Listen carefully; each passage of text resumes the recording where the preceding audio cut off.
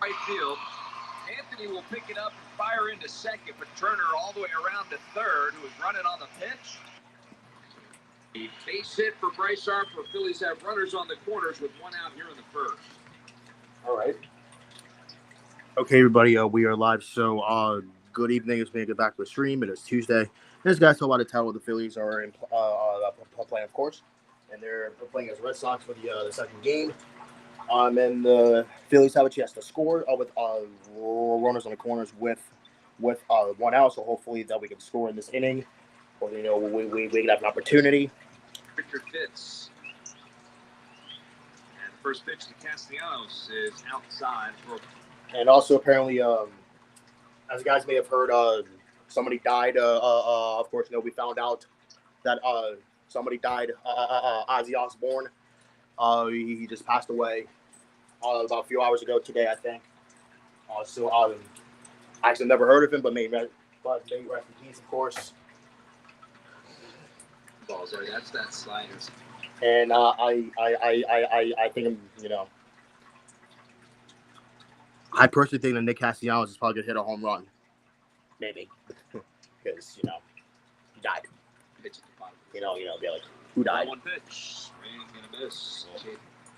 It's Castellanos. So the count is now 1-2 to the Phillies cleanup hitter. Oh, look, Nicholas comment. Yay. Castellanos just 3 for 15 on the current homestand. A couple of RBIs, a couple of walks in there. But he'll ask for time, step back out, and collect himself. Now he's ready to go. Takes back in from the right side. Fitz checks Harper at first, looks at Turner at third. 1-2 pitch. There goes Harper. Swung on and hit in the air, right field, not deep. Anthony coming on, and that one is going to slice just foul. Oh, Nico, you just scared me. Good boy. You almost hit my foot. What's up? Come on. Look at me. Nico, look at me. Look at me. Look at me. Nico. Look at me. Look at me. Look at me. Look at me. Look at me. What's up? Oh.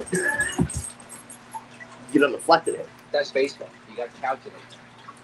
1 ball, 2 strikes to Castellanos. Harper going again, and this one's lifted into shallow center field. It's going to be in for a hit. Harper read it perfectly. He's around second and over to third. And Castellanos is on first with an RBI. All right, I guess single Phillies works. have an early 1-0 lead. Well, I guess single works. Imagine if he hits a home run. And no, I am not gonna actually know who No, I'm not gonna ask because I'm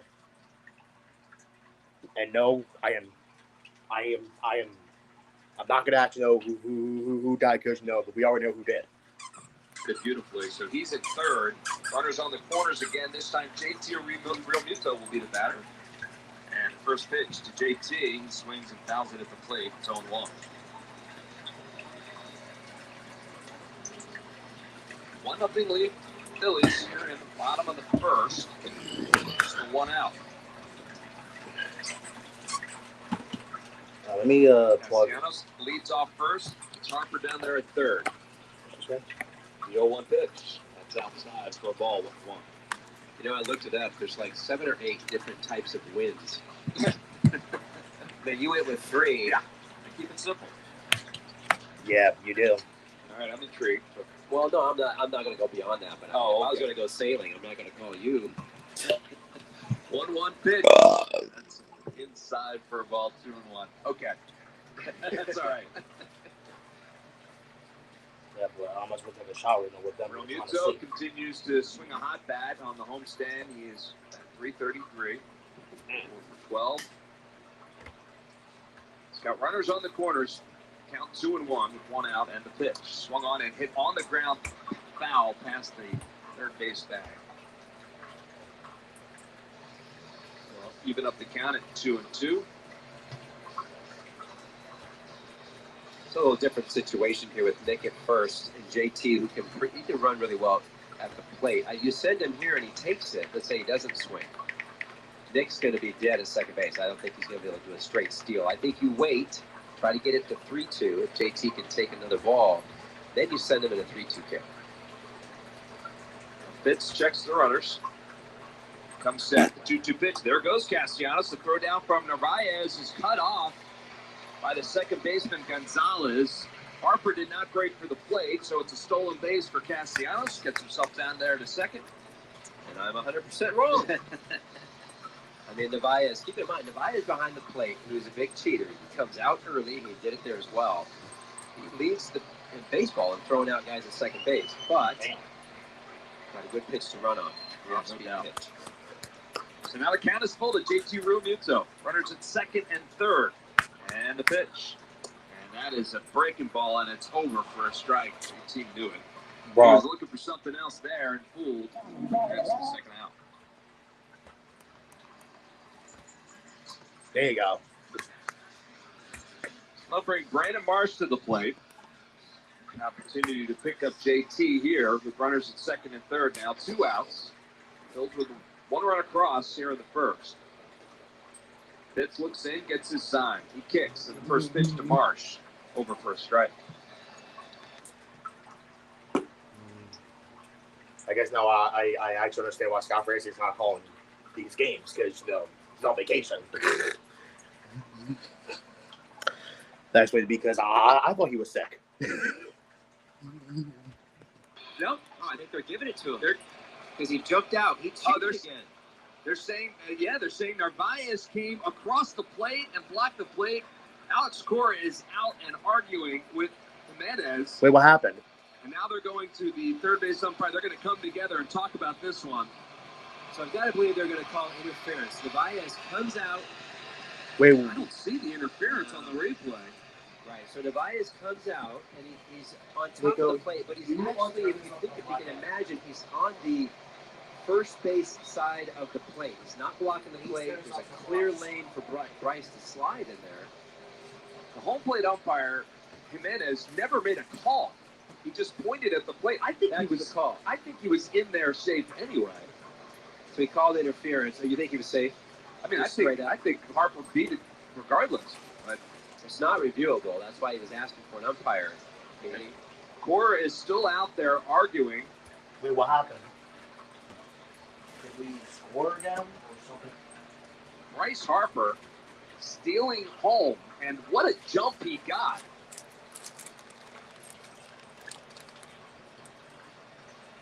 Wow, if it stands, it's going to be Harper's 10th stolen base. And Narvaez is just not in front of the plate. Yeah, I don't understand the obstruction call. Yeah. I just think he didn't see it. That said, I think if they were to review this, they would see that Harper was safe at home. I think he was safe. It's not going to matter. I'll keep it. Cora is now headed back. Now the umpires are coming back together again to finish the conversation. At the review. So I'm going to give you the ruling on the field is catcher's interference for the catcher stepping on home plate during the pitch. This is a rules check with New York. How about that? All right, so there you have it. They're saying Narvaez stepped on home plate while the pitch was coming in. Interesting. And so I only know it from the standpoint offensively, like let's say you're trying to bunt, you can't step on the plate. You and I are going to get another look of it here on our monitors. He never steps on the plate. It's the wrong call, but now the question is, do they then go to the replay for just safe out? Because Harper is on the plate before he is. You think he's out? I think he might be out. I think you got to split in there. It's so hard to tell, but that is not even what they're looking at the moment. But I think once you start reviewing the play, the entire play is up for grabs. The ruling on the field is correct. The runner from third will score. The runner from second is awarded third, and the batter is awarded first base. Wait, what? Wow. Oh, man, that's a huge break for the Phillies. Wait, what?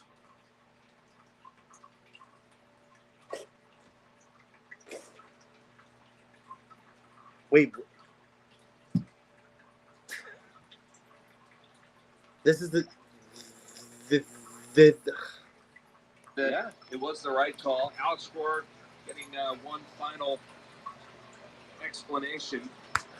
So I'm going to give you one more little stat. He might get ejected. The freaking manager of the Red Sox. He might get ejected. Whoa. Catcher interference. It's crazy. Now that's number 9. Number 9 on the season. I told you, cheats. He comes out so early. It's nuts to think. And I guess Brandon Marsh awarded first. I believe it goes as an error on the catcher. It does, yeah. It is now their 82nd error of the year to lead Major League Baseball, the Red Sox. In the last 2 innings of baseball here at Citizens Bank Park, we have seen a game walked off on catcher's interference, and now we have seen a player steal home. Well, I guess he does not get credited for the steal. It's an error on the catcher. Correct. Yeah. So it's an E2. E2. No run batted in, no stolen base at home. Oh. Wow. So there you have it. Runners still on the corners. 2 outs, and Otto Kemp will be the batter. All right, then. That was nuts. That was nuts. You're telling me. But it worked out great. Phillies will take it. Yep. They've got a 2-0 lead here with 2 outs. Bottom of the first.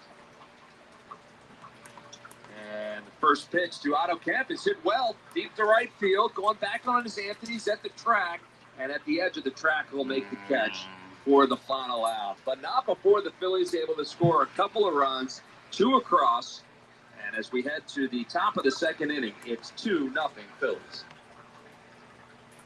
Wait, so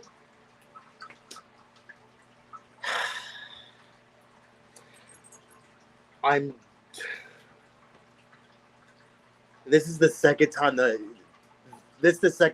I freaking heard this. This is like the second time I've heard this. This is not going to, to continue.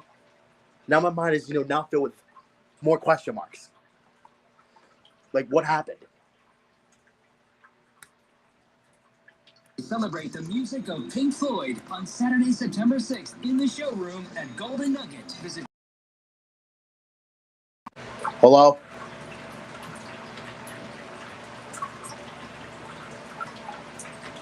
Okay.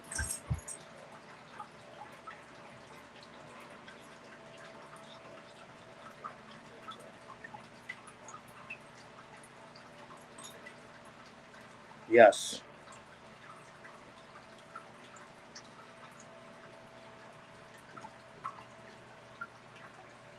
Was it you?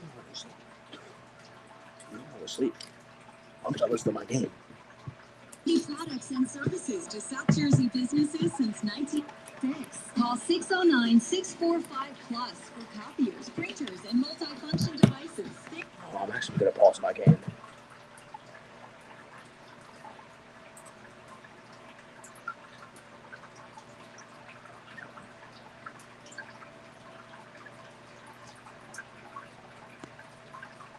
What? Hello?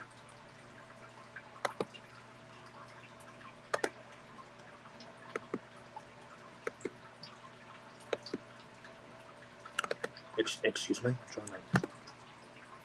Hold on a second. Hello? Can y'all hear me? What's going on? Hold on. Hold on a second.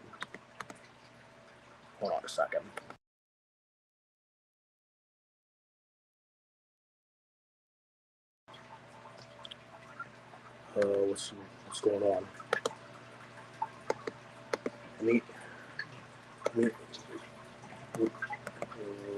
What's going on? Hold on. Can y'all hear me? I don't think y'all can. I don't think y'all can hear me. What's going on? Oh, never mind. Never mind.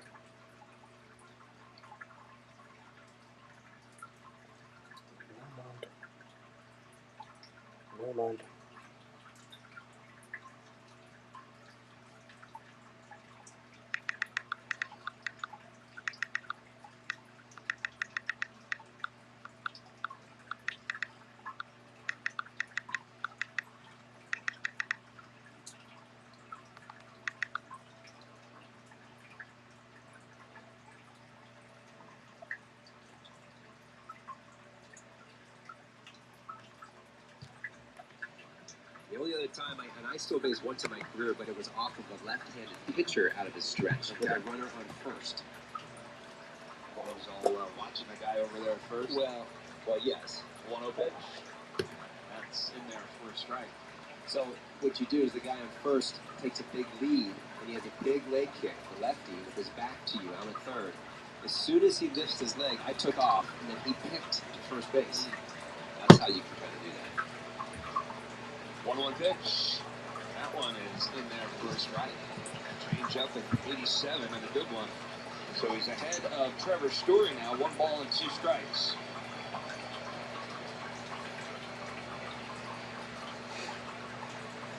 You don't see it very often to steal a home. Like you said, it's not going to get credit for the stolen base, but pretty exciting play nonetheless.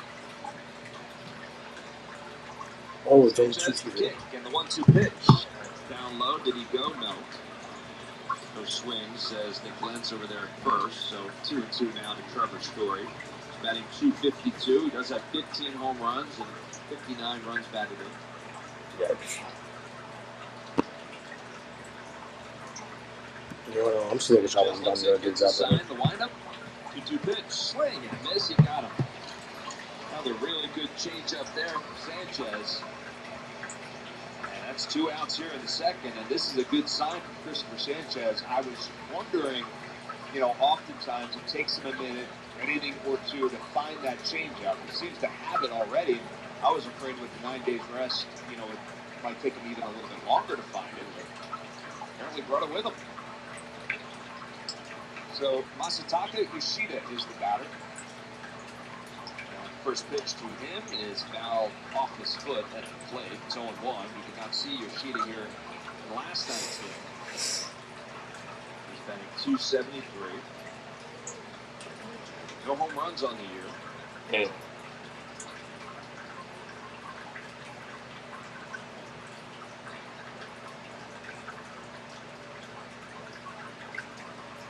Sanchez looks in, gets his side.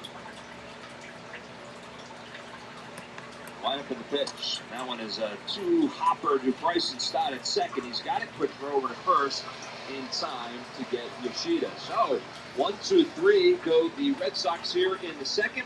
Shutdown inning for Christopher Sanchez. We'll head to the bottom half of the inning. The Phillies lead it 2-0. Ooh, millennials.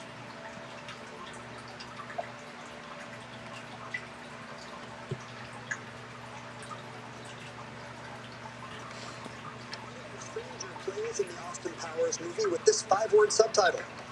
Scott. What is The Spy Who Shagged Me? Correct. Pulitzer Prize for Fiction, 1200. Sharing the 2023 award, this book, narrated by an Appalachian boy, recast David Copperfield. Scott. What is Demon Copperhead? Right. Pulitzer Prize, 1600. McKinley Cantor won the 1956 Pulitzer with a book titled For This Notorious Confederate POW Camp, where 13,000 Union soldiers died. Paul. What is Andersonville? Right.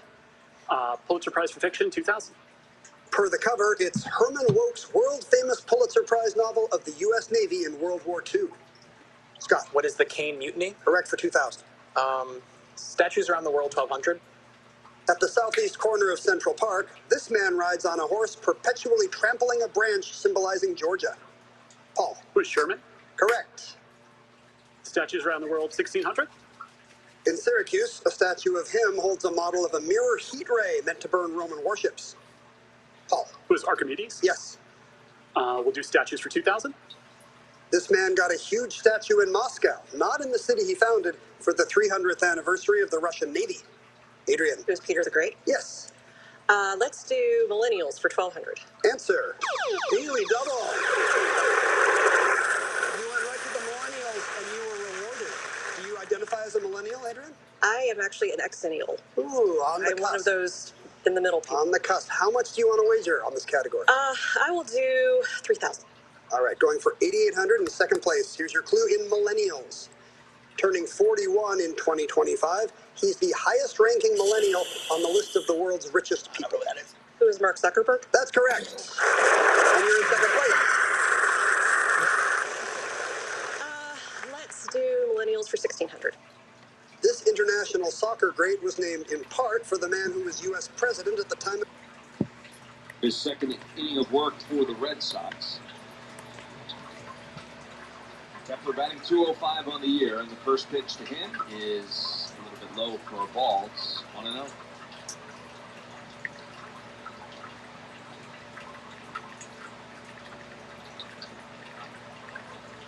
Hits from the lineup, and the 1-0 pitch. Swung on, and that one is hit well. Right field, Anthony's gone back. He's looking up, and that ball is gone. Yes, sir. The 11th of the year for Max Kepler. He turns on that, and the Phillies now lead it 3-0. Attaboy, Max Kepler. Mm-hmm. He's grinding right now, and when I mean grinding, not just physically, mentally, because he's just really in a funk offensively, just getting off better swings. He's super aggressive here. Goes after an early pitch. Wait a minute. Wait a minute. I need to delete this because I actually already watched it. You know what? I'm going to take a shower when I'm done doing Chopper Day.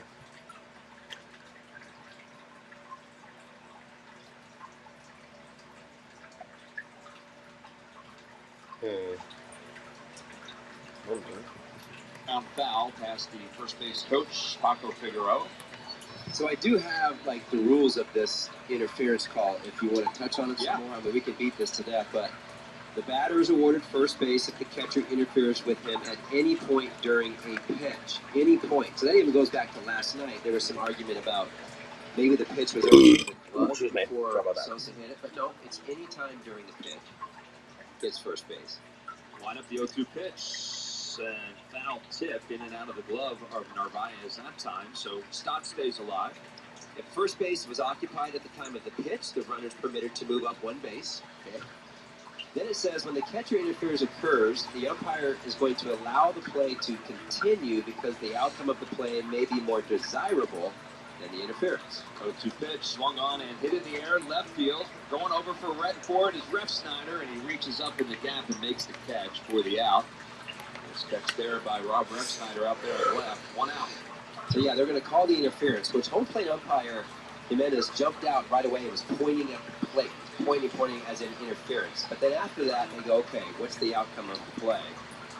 And they can elect to do that rather than take the interference. I think where the question comes in is like Hart doesn't get a stolen base, but Castellanos does. Which is... I don't get that. Yeah, that's a little bit of a head scratcher. Trey Turner's first pitch to him inside for a ball. It is 1-0. Turner singled in the first, came around to score a run on the Nick Castellanos RBI single.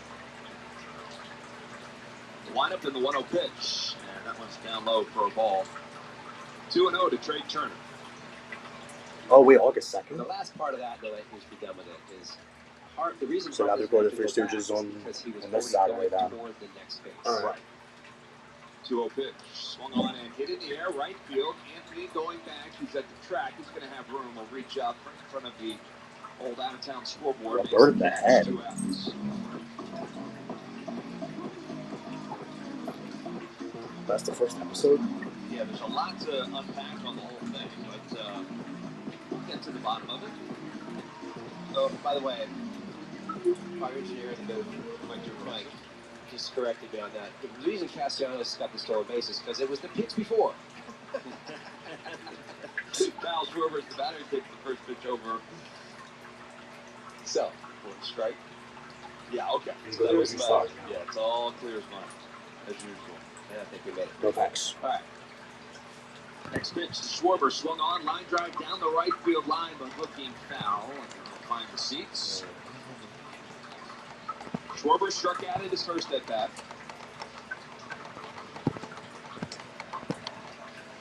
Just leave it at 33.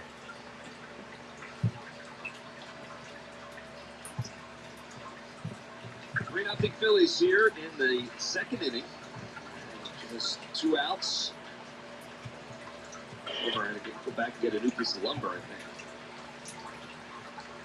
Steps back in, he's ready to go. Fifth looks in, has his sign. And the pitch. That one's in the dirt. 2 balls and a strike to Kyle Schwarber.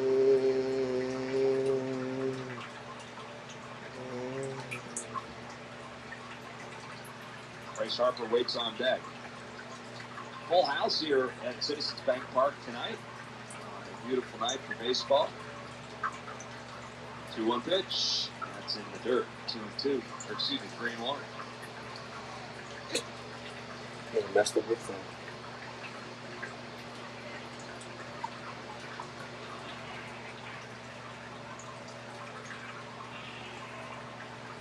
Lineup and the 3-1 pitch to Schwarber. Hit in the air, center field. Going back on it is Rafaela. He's at the track. He's looking up, and he's out of room.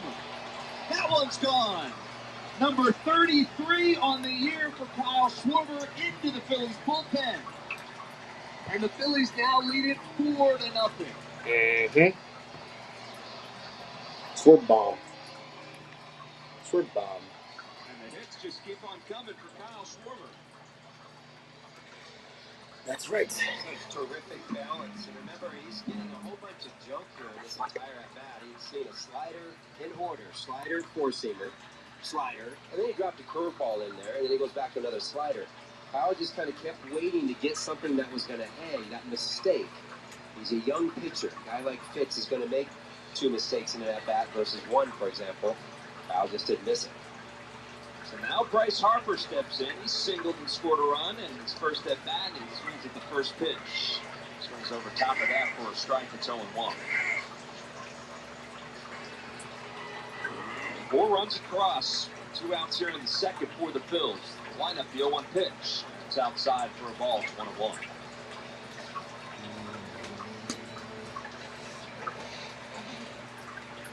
Good start for the Phillies here tonight as they try to win a series against the Red Sox.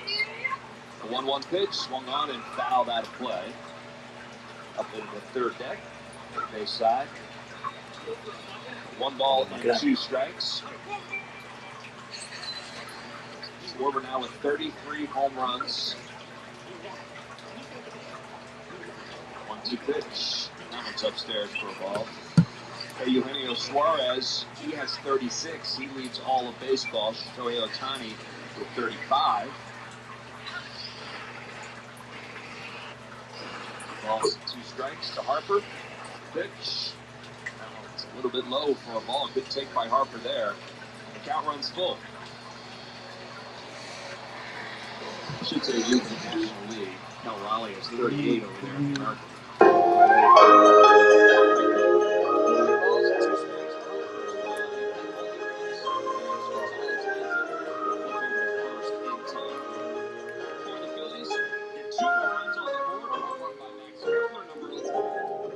We'll start with Paul Ryan, earned $9,800 coming into Final Jeopardy. His response, which language?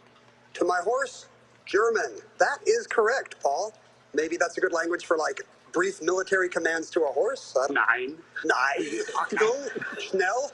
What did you wager, Paul? You'll add $3,200, taking you to $13,000. Adrian Holland was in second place with $12,400. Does she think it's German? Oh, she guessed English. That's a good guess. How much did you wager? You'll drop down $7,800 to $4,600. Scott Riccardi had the big lead today, $30,000. Will he be adding to that? Does he know it's German? He also had English. What did you bet? Oh, he tried to get rid of the trailing $1 in his score by betting $1,999, but it takes him down to $28,001, and you now have a 14-game total of $390,902. Thank you for joining us today on Jeopardy, and happy birthday, Al. We'll see you tomorrow.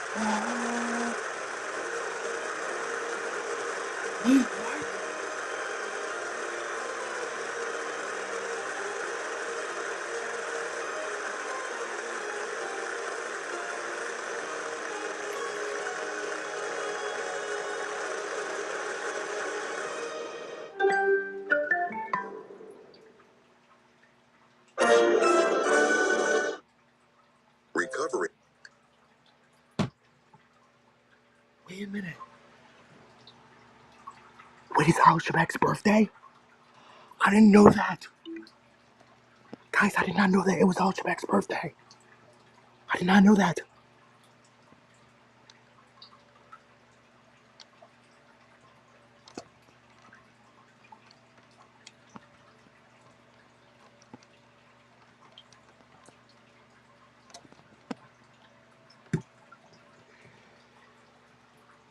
Hold on.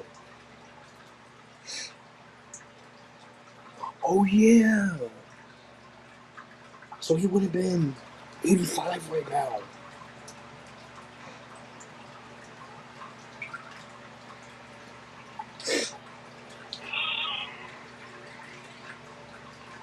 I did not know that. Here in the third. Winds and the first pitch to Rafaela down inside and low for a ball. It's 1-0. Seems like a whole lot has happened in these first couple of frames. Sanchez winds, and that pitch sails a little bit outside for a ball. So 2-0 to Rafaela. Batting .270 on the year with 14 home runs, 48 runs batted in. 2 for 4 last night in the game. The wind up the 2-0 pitch, and that adjustments is outside. So 3-0 now to Rafaela.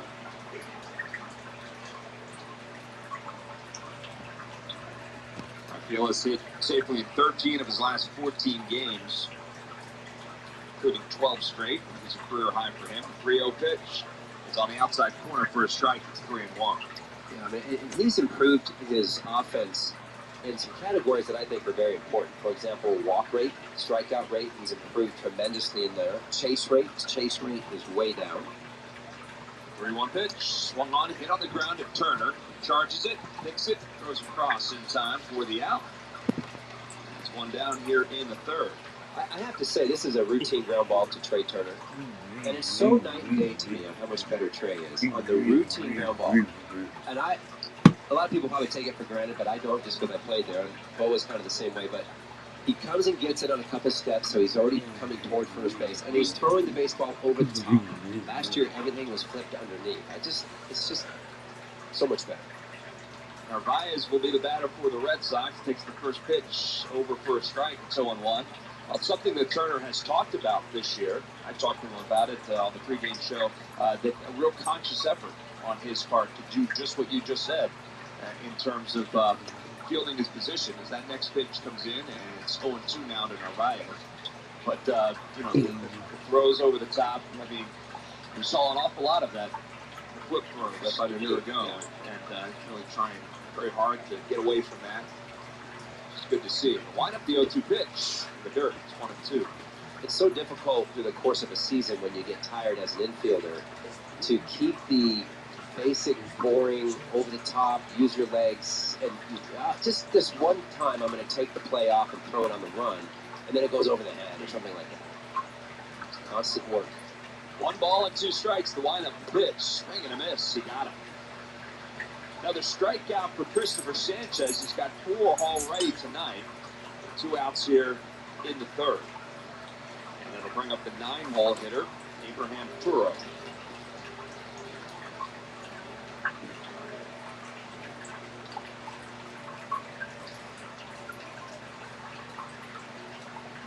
Sanchez looks in, gets a sign for JT Realmuto. And first pitch to Turo is a little bit low for a ball, 1-0.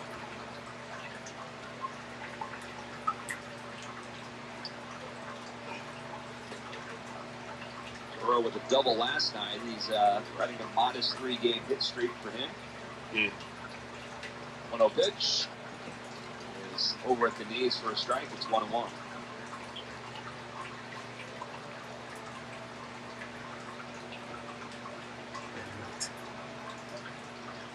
Sanchez looks in, he's ready to go. Line up the kick, 1-1 pitch. And that's over for a strike as well. I think it's fun to watch Christopher Sanchez when he has his command of all the pitches. Yeah. It's fun to watch JT. Now, I know on the radio you don't get to try to describe it, but JT is not having to move anywhere by the plate. 1-2 pitch, swung on, hit back up the middle, but there Bryson Stott is. He's got it on a couple of hops. Over to first in time for the out. So 1-2-3 go the Red Sox here in the third. Christopher Sanchez has faced the minimum so far. We'll head to the bottom of the third inning, and it's 4-0 Phillies.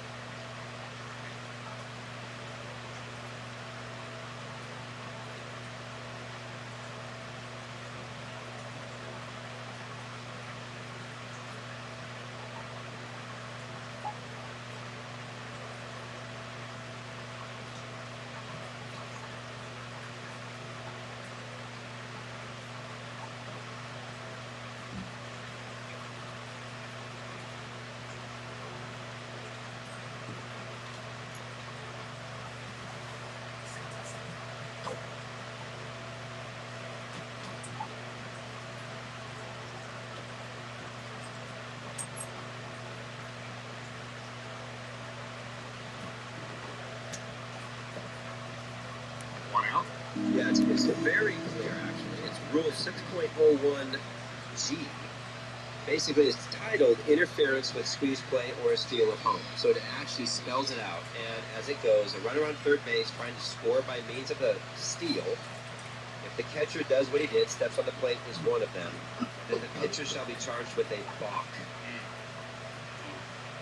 JT Realmuto takes the first pitch, and it's a little bit high for a ball, 1-0. So that's the new part, is that there's been a balk added to the scoring. There's an error on the pitcher, still. There's a balk. No RBI. 1-0 pitch, swing and a miss, it's 1-1. And there's an earned run charge to the pitcher. All right. Done. I think we're done. Till the post-game show. We'll talk about it. Oh, my gosh. There you have it. The windup, the 1-1 pitch. Fouled out of play. It's 1-2. Got to get it right. It's all about accuracy, as Scott Fransky likes to say. You know, I was telling you when I stole third that one time with the lefty, it was Larry Boa that was in the third base. He was my third base coach. And it was 1 or 2 pitches into the thing. I would have never have done it if it wasn't for my third base coach. And I guarantee you, Dusty walking down to third base was in Bryce's ear about, let's go. Here we go. This is what you're going to do. I mean, explaining the whole thing. It's exactly what Larry did. 1-2 pitch upstairs for a ball. 2-2 to JT Realmuto. Well, if that's the way it played out, you could bet Bryce Harper was like, yeah, of course. Gotta go. And probably was asking, Yeah, right. What do you think? You know, typically, you're not going anywhere without the permission of your third base coach, especially in that situation. 2-2 pitch, swing and a miss. He gets Realmuto on strikes. Just the third strikeout for Fitz, and second out here in the third. That's what I really liked about my first and third base coaches, was those that were verbal about trying things. Yes, you got it, because it gives you the extra little step of confidence you need sometimes to make those plays. Billy Hatcher was another one that was really good that way. Brandon Marsh, the batter now, and the first pitch to him is over for a strike. Marsh was at the plate when it all went down in the first inning, and he was awarded first base because of the catcher's interference. 1 pitch, swung on, hit on the ground, foul, past Paco Figueroa. Phillies fans probably remember back when Bryce Harper stole home in his rookie year, Cole Hamels on the mound. Cole had hit him with a pitch earlier in the game. And later in the game, Harper stole home on him. 0-2 pitch. Upstairs for a ball, 1-2. That was a while ago. That was a minute ago. Yeah. 1 ball, 2 strikes for Brandon Marsh. Kick and a pitch. Swing and a miss, and he got him. So a strikeout to Brandon Marsh, and the first 1-2-3 inning for Fitz and the Red Sox. We'll head to the 4th inning. The Phillies have a 4-0 lead.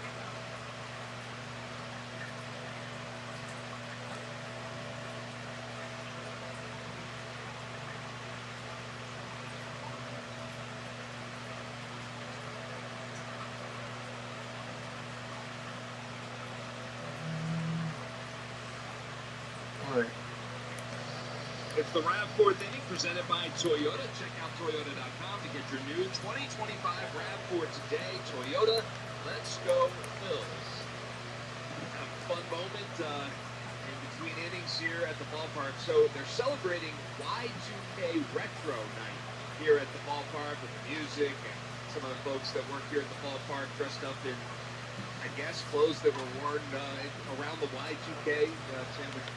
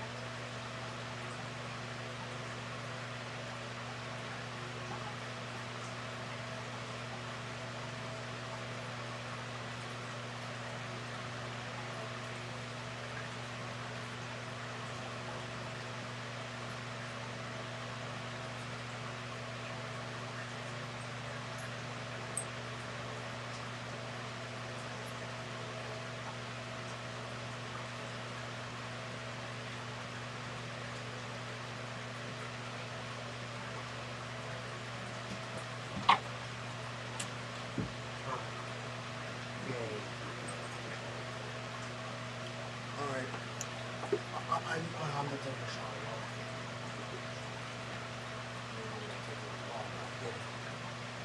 I actually don't know what. It's gonna be obvious. I really need to get a shot like that. Alright, let's see what's going on. 4, the Red Sox won. From West. Bro, the Red Sox scored. Wow. Are you serious?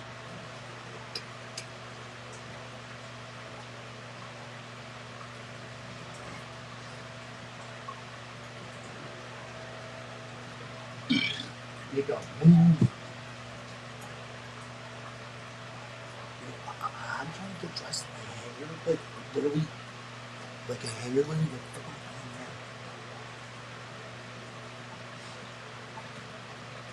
Jesus, actually, what is this thing? These ones.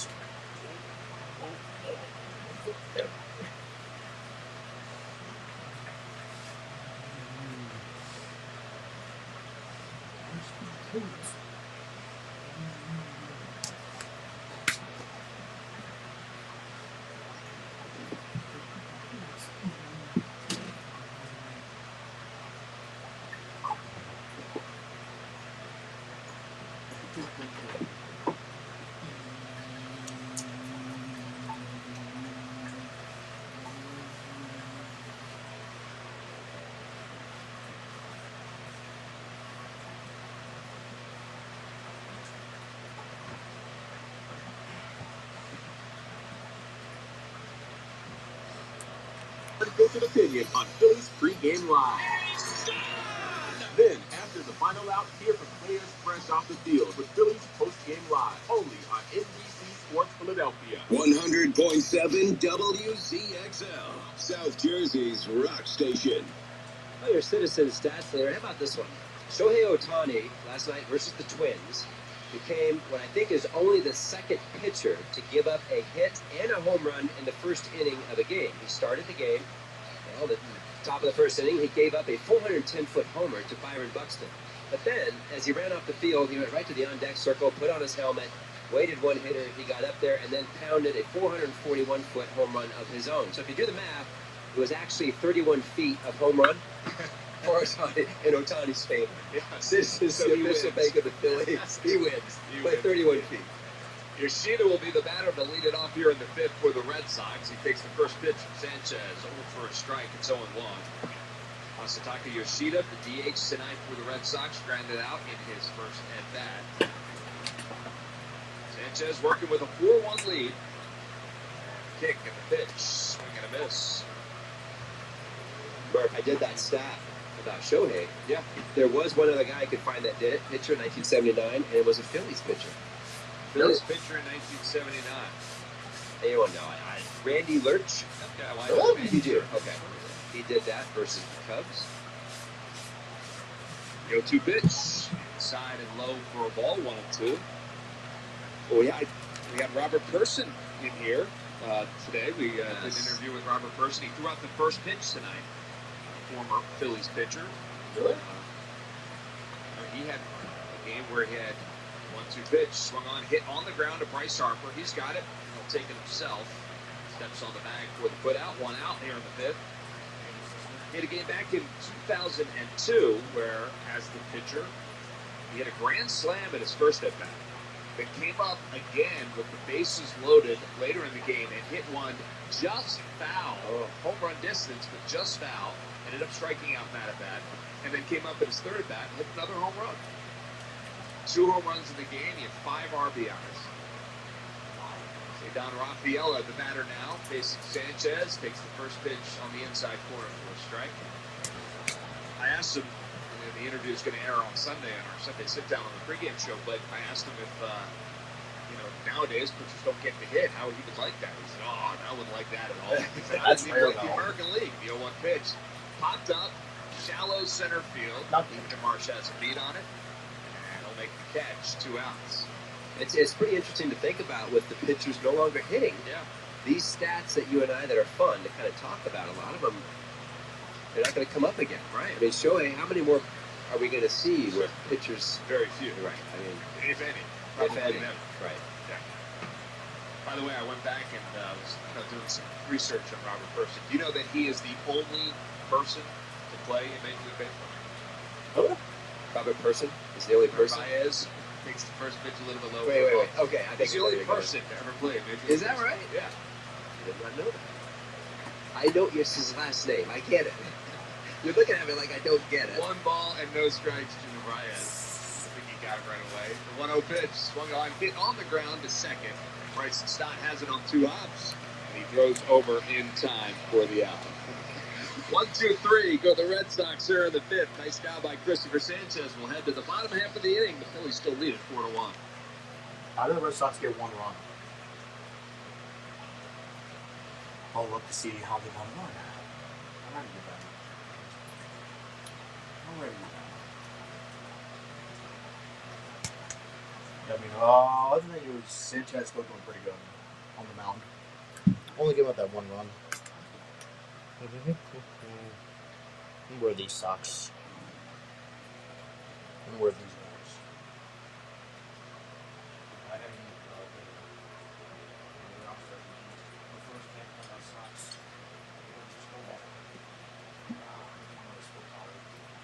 yeah, I didn't do that.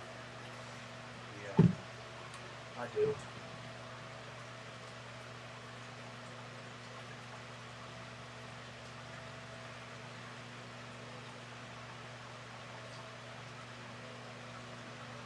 But your health is also. Looking for a name you can trust down short and at home? Buckley's Roofing. Live on center field. Replacements. Call Buckley's Roofing today. 609-928-7877 or visit gobachmans.com. That's gobachmans.com. Looking to transform your space with stunning epoxy designs? Look no further than Epoxy 856. From countertops to floors, we bring your vision to life with high-quality epoxy finishes. Call us for a free quote. 10% off if you mention radio. Or follow us on Instagram at @epoxy856 to see our latest projects and get inspired. Don't wait. Visit @epoxy856 on Instagram today and start your journey to a beautiful custom space. Epoxy 856, where creativity meets craftsmanship. 100.7 WCXL. Your Chick-fil-A nugget of the game, July 22nd, 1930. Going back a little ways, right-handed pitcher Phil Collins becomes the second pitcher in franchise history to hit 2 home runs in a game as he improves to 10-3 with an 11-5 win over the Pirates at the Baker Bowl. Just an FYI, that's another reference. Phil Collins, I don't know. That's informative.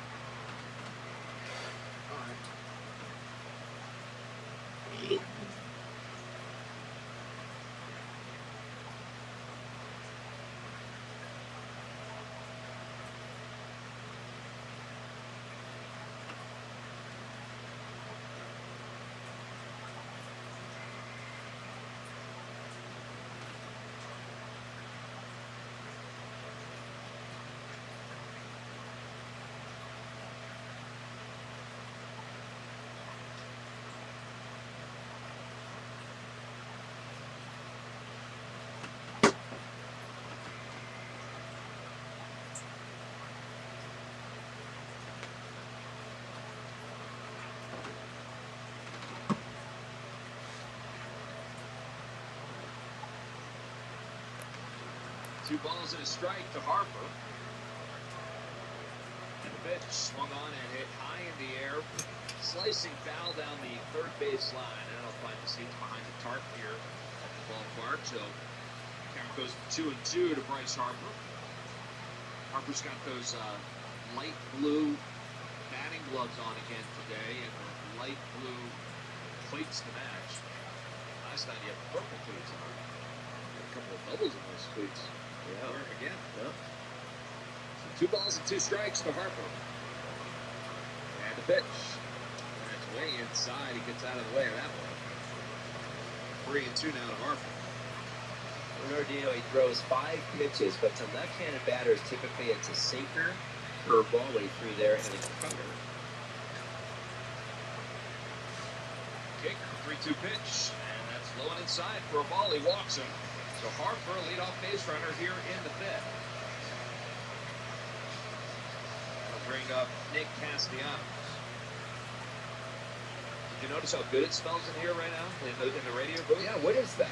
They are the sandwiches that were just delivered from Sophia Bella Pizzeria. They're the Coca-Cola corner partner We had a chance.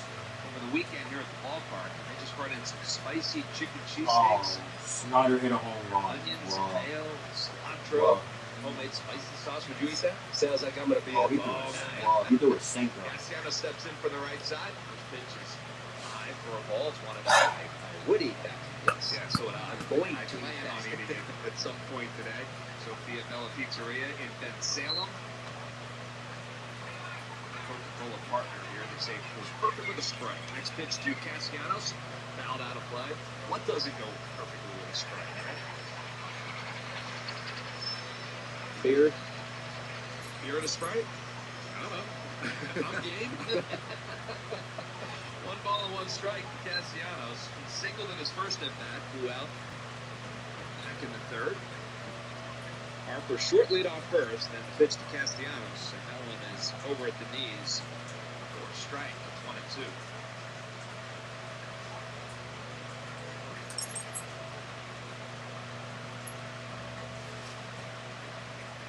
Harper again, short lead.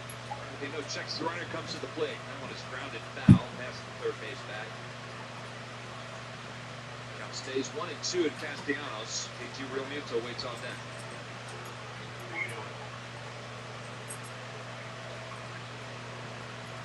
Also in the ballpark tonight, talked about John LeClaire and Mark Jackson and Mike Reese. Count is 1-2 to Castellanos. And the pitch, swung on, foul again,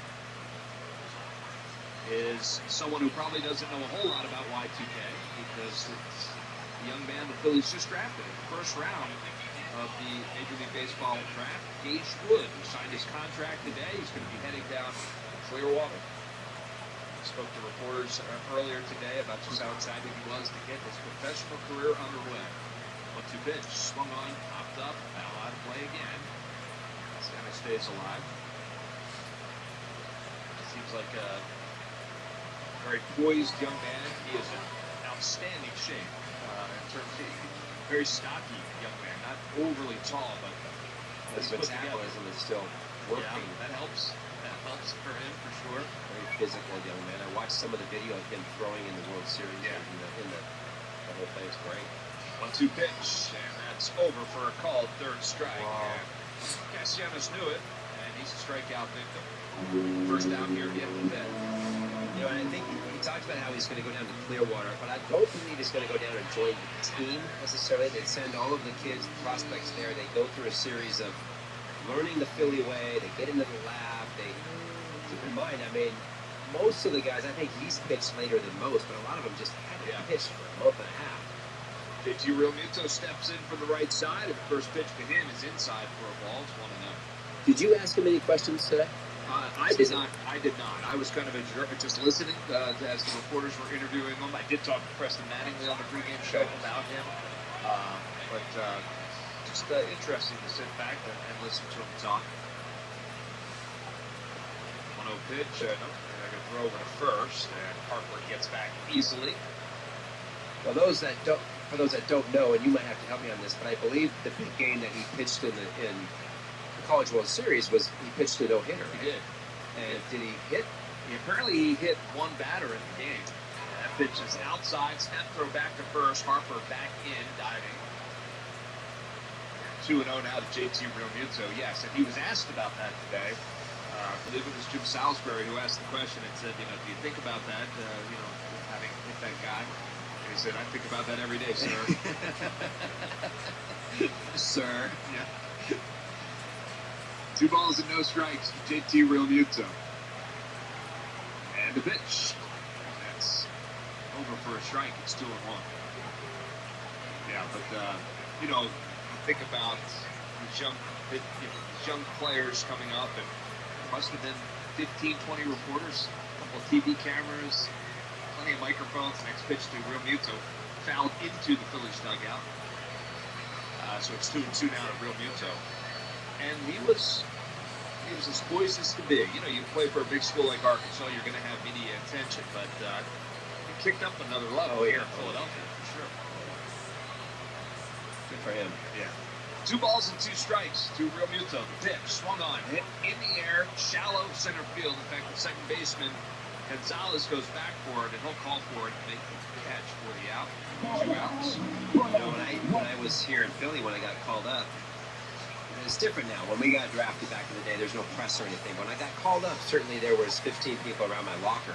I had Darren Dalton came out of the training room and stood next to me the entire time. Not like my dad next to me, but like in the locker next to me, just listened.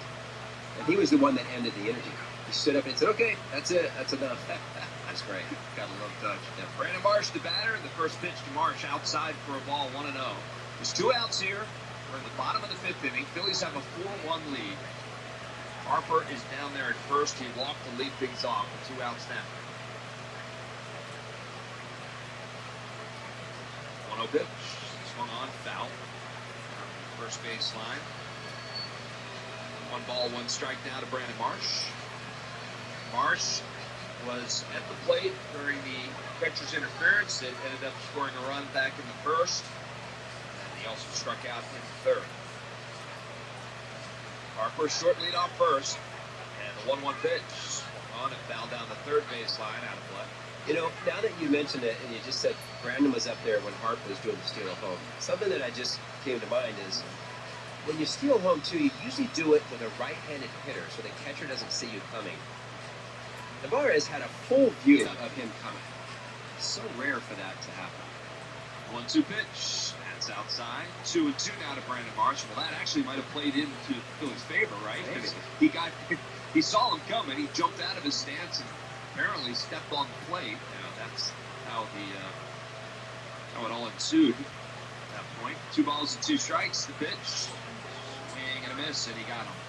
So Brandon Marsh strikes out for the second time tonight, and the Phillies go quietly here in the 5th. Well, we'll go to the 6th inning, and they still have a 4-1 lead.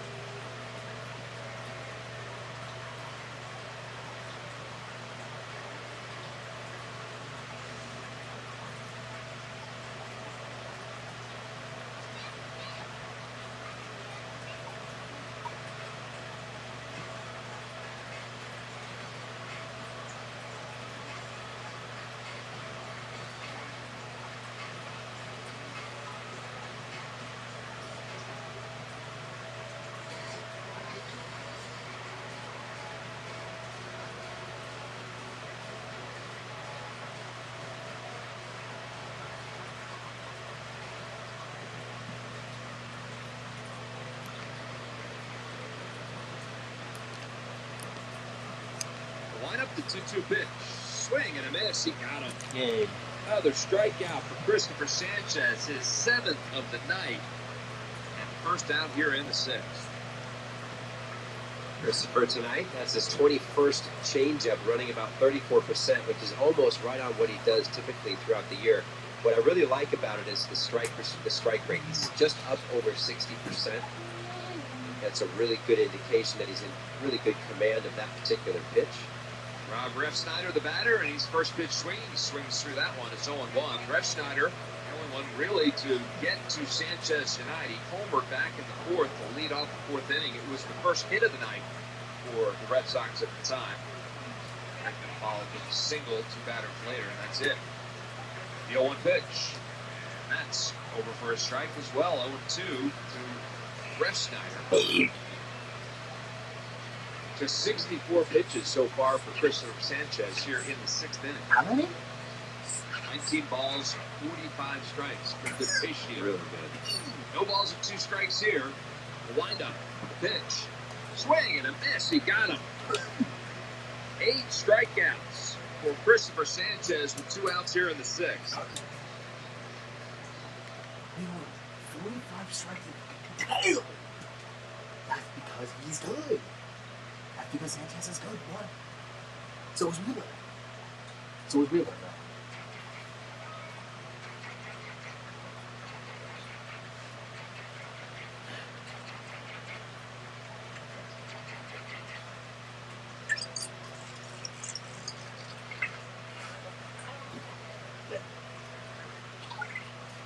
Take right? Yes. Wind up. The 0-1 pitch. It's just a little bit low for a ball. 1-1. Sinker at 96. Sanchez, the last of the Phillies' 5 starters to pitch out of the All-Star break. Rob Thompson saying today he stayed in Philadelphia during the break. 1-1 pitch. Swing and a miss. 1-2. So he got some work done, here at the ballpark to try and stay loose and ready to go. It's hard when, we've seen some rust from all the guys, really, out of the break, but not tonight with Christopher Sanchez. Yeah, it looks really good. It doesn't take many games, to be out, trying to lose a little bit of rhythm. 1-2 pitch. Just missed outside. 2-2.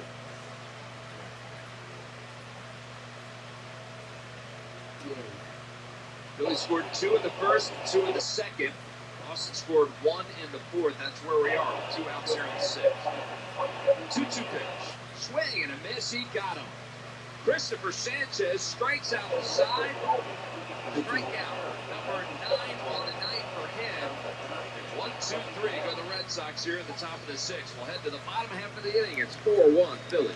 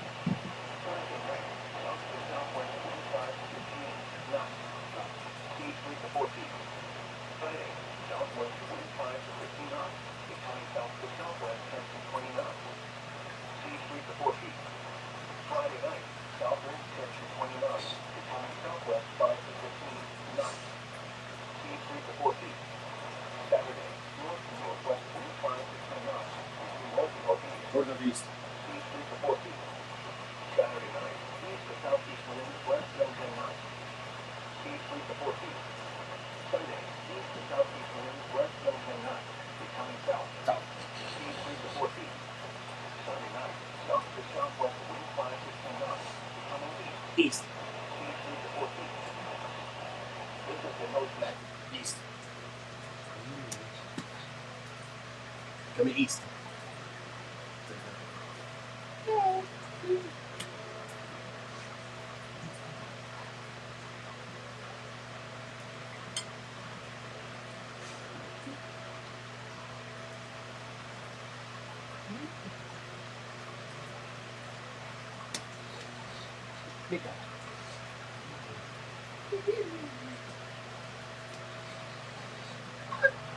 It's a photo and a Phillies onesie and more. Visit Phillies.com/fan clubs for more information. Well, new pitcher here for the Red Sox.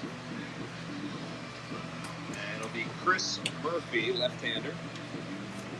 And Otto Kemp will be the first to face him. Murphy appearing in just his 7th game of the season for the Red Sox. Just 9 2/3 innings of work. Never pitched against the Phillies. Really? Kemp singled in his last at bat. That first pitch to him. Ooh, and it hit him. My goodness, he gets hit a lot. And that one off the arm of Otto Kemp. And he is headed down to first base. Seems to be no worse for the wear. So, Hoping that caught him in the elbow pad. yeah, he wears that guard, but he only wears the guard just over the elbow joint, over the bone of the elbow, and not down the forearm. He gets plucked an awful lot. He does get hit a lot. Murphy with a 2.7 ERA for the Red Sox in his limited action. Max Kepler now the batter. He's homered and lined out in his 2 at-bats. First pitch to him outside for a ball. It's 1-0. Murphy with a curveball, a four-seamer, slider, sweeper, and splitter. So a bunch of pitches for the reliever. Next pitch is in the dirt, and Kemp is off and running. The throw down to second is in time to get him, and I think because he came off the bag. The throw beat him, but Kemp was able to avoid the slide at first, but then I think came off the back of the bag and was tagged. So that'll be the first down here in the inning. We're getting another look at it, and he did avoid it, and then, popped off. Malachi Moore, the second base umpire, makes the call. So 1 out. Kepler still at the plate. 2 balls and no strikes to hit. And the pitch. That one's inside. 3-0. I like the aggressive base running. I just think Kemp was a little bit late. Now, especially from the side view, when you take your secondary like that, you typically can read the ball down in the dirt. You read it halfway. You can tell. You kind of learn as you see it more and more. 3-0 pitch. Over for a strike. I think he was a little late on his break. Yeah, it did not bound all that far away from Narvaez. No. He's got a great arm. 3 balls and a strike to Kepler. And the pitch. And that one is at the knees for a strike. So 3-2 now. He works himself back to a full count. Yeah, you mentioned that Kemp gets hit a lot. That was his 6th hit by pitch, which is 2nd on the team behind Carl Schwarber. That's crazy. What, 31 games, 32 games, something like that? Yeah. 3 balls, 2 strikes to Kepler. Murphy comes set. Lefty kicks the pitch. Outside, he walks him. So he'll head down and take his base at first. Murphy yet to retire a batter here in the inning. The hit by pitch, and now the walk. Gonna bring Bryson Stott to the plate. Murphy, another one of those reverse split guys. The lefty's hitting 231 against him. As the righty's just hitting 200. First pitch to Bryson Stott. Misses there. Down low, 1-0. Narvaez walks out in front of the plate. Tosses the ball back to Murphy. Might have a word of encouragement or something to him. Kepler leads off first. Just 1 out. Murphy checks the runner, and now to the plate. That's outside and low as well. And now Narvaez lifts up the mask and comes out in front of the plate. Again. Murphy will walk off the back of the mound and try to collect himself.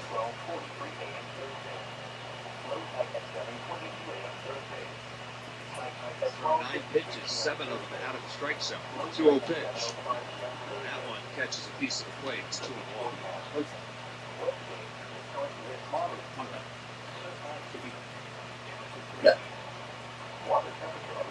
Kepler leads off first. 2-1 pitch. That's on the outside corner for a strike. Stott didn't like it.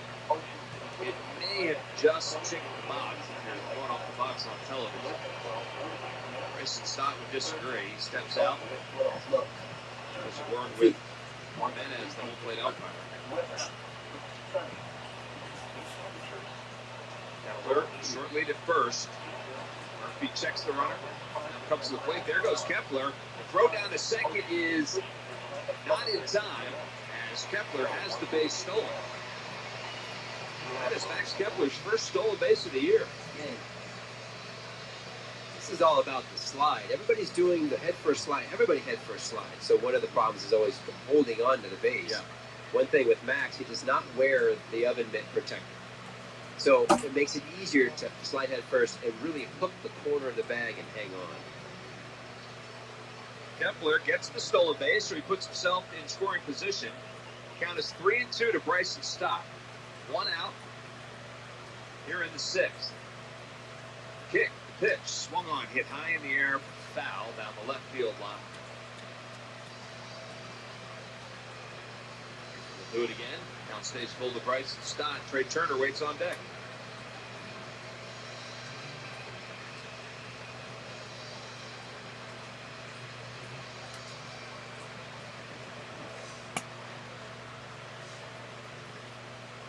Murphy looks in, gets his sign from Narvaez. Checks the runner at second. Kick, the 3-2 pitch, swung on, line drive, left center field. Brett Snyder over to his left. He'll call off Rafaela and make the catch with a second out. And that will bring the top of the order. Trey Turner to the plate with 2 outs.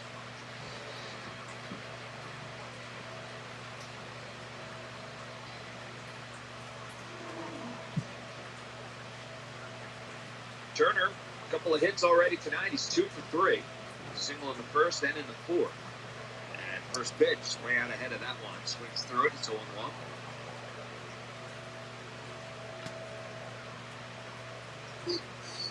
Base hit here, you would think would score a run. Phillies lead it 4-1 with 2 outs here in the bottom of the 6th inning. Kick, pitch. That's outside for a ball. 1-1.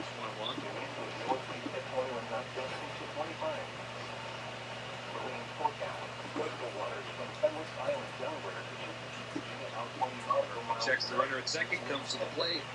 And Turner swings through that way ahead of the curveball. That slow curveball at 76. He's ahead of Trey Turner, 1-2. Kepler, pretty healthy lead off second. Pitch. The dirt. 2-2. This is where Trey goes to his 2-strike approach, which to me is great. And what he does basically is he does a toe tap, and a lot of times when he does his toe tap, his toe doesn't actually come off the ground. Whereas before he gets 2 strikes, he's got that big leg kick. And a big hole on the right side between first and second. The 2-2 pitch, and he fouls that one back. Right off the end. Staying alive. Count stays 2-2 to Trey Turner. The second baseman, Gonzalez, is almost directly behind the second base bag. First baseman, Toro, is about 15 feet off the line at first, but the hole between second and first is pretty big for Turner to work if he can. But with 2 strikes, do his best. 2-2 pitch, and swings at that, fouls it off the front of the Red Sox dugout. He's alive again.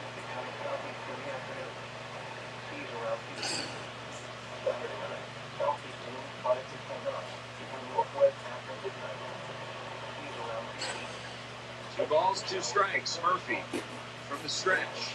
Love at the belt. Pitch. Swung on, hit on the ground, foul. That's the third base bag. And we'll do it again. Trey Turner battling here against Chris Murphy. Next pitch will be the 8th pitch of the at-bat. 5 straight curveballs for Murphy. Next pitch, swing and a miss, and he got it. Came back with some heat there at 94, and he gets Turner a little late on that, so that's a strikeout. Final out here in the 6th. We are through 6 innings here in South Philadelphia. The Phillies still with a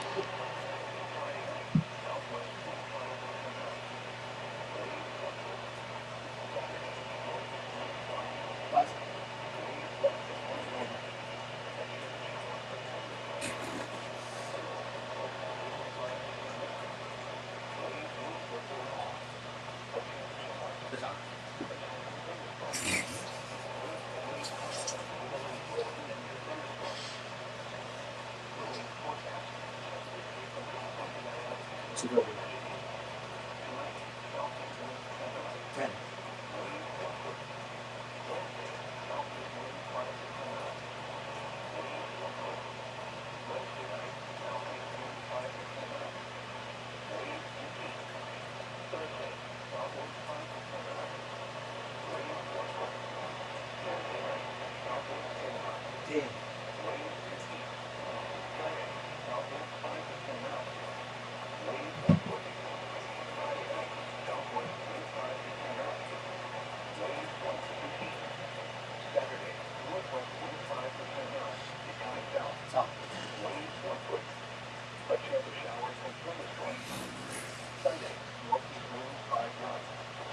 East. East.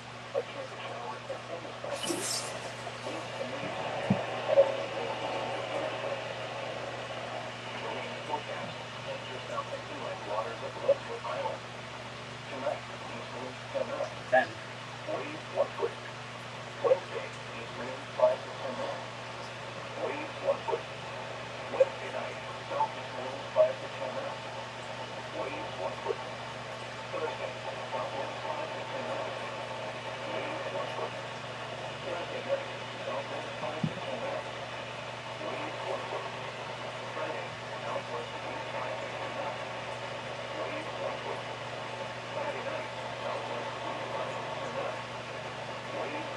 Let's change. Top.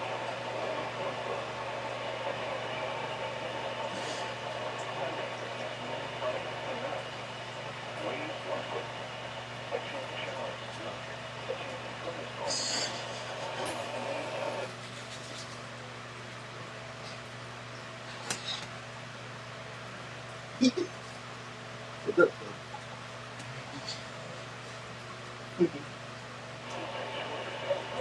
Three.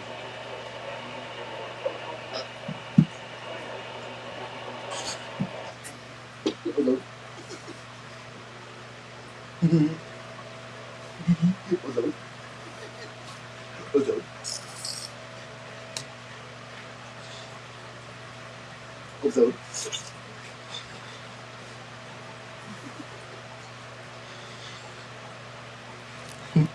In time for the out. 1-3 goes to put out. It's first out here in the 7th. Pitch count is wonderful. He's sitting at 73 pitches. I think that's what I have right now. Ton of strikes, really burning the changeup. Sanchez has 73 pitches. That's because he's good. He might go for another inning. He's been baffled by Sanchez so far. 2 strikeouts. First pitch from Sanchez there is outside for a ball. It's 1-0.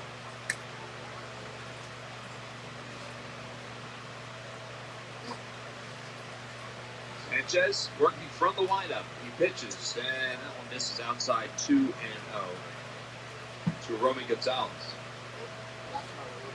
Elsewhere around baseball tonight, the Marlins are hosting the Padres down in South Florida. Bottom of the 7th inning right now, 3-1 Marlins. 2-0 pitch. On the inside corner for a strike, it's 2-0. Down in D.C., Washington getting the best of the Reds right now, 6-1. That game's in the top of the 8th inning. 2 balls and a strike to Romy Gonzalez. The lineup, the pitch, swung on, hit on the ground, but 2 hops right at Bryson Stott. He's got it. Fires over to first in time for the out. 2 outs here in the 7th. In the bottom of the 5th, up there in Queens, the Mets just took the lead on the Angels. 3-2 right now. Are you serious? That game at the bottom of the 5th. That's Phillies a half game ahead of the Mets coming into tonight. And San Francisco all over Atlanta so far, bottom of the 5th. And the Giants down in Atlanta, they have the lead 5-0. As that pitch to Trevor Story is fouled past the third base bag. 0-1 to Story.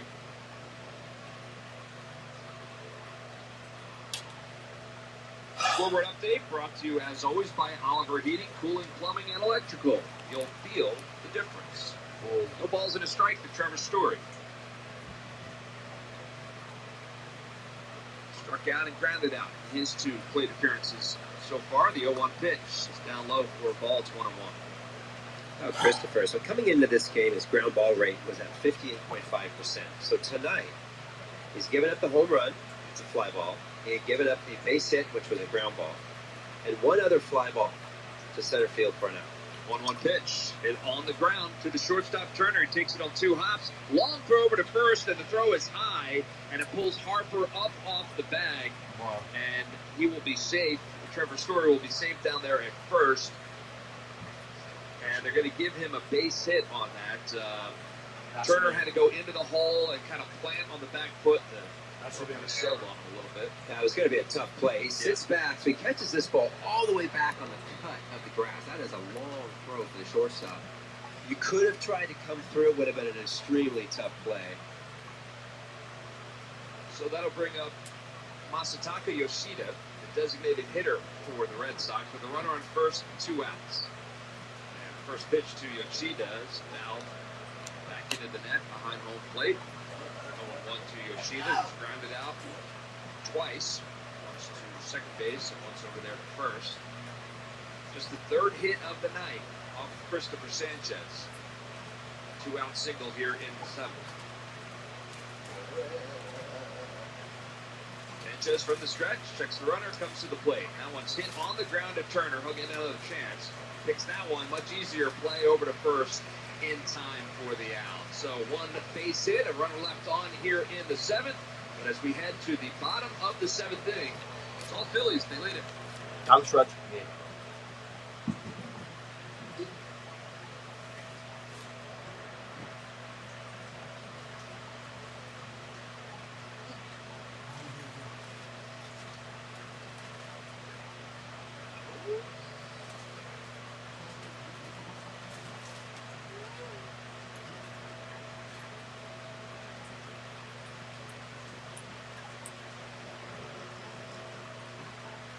Bro, like, can the Mets please lose? Like, freaking please. Like, that'll be nice.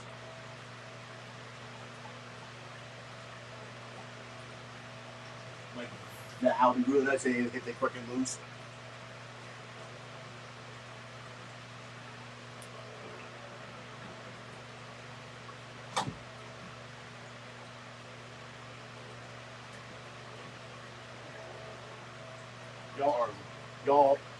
Y'all are really trying, to take the division away from us. Y'all are trying so hard right now.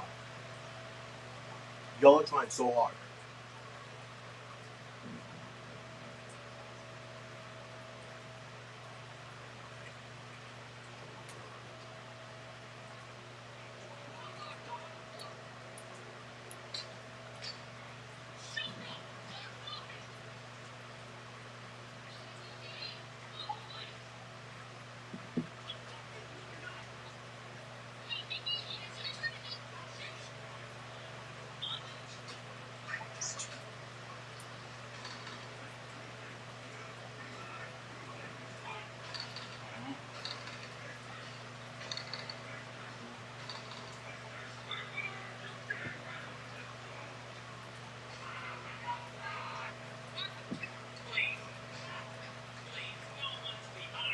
Yeah, right.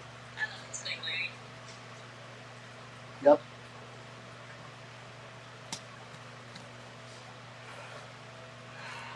Chris Murphy still on the mound for Boston Red Sox, the left-hander.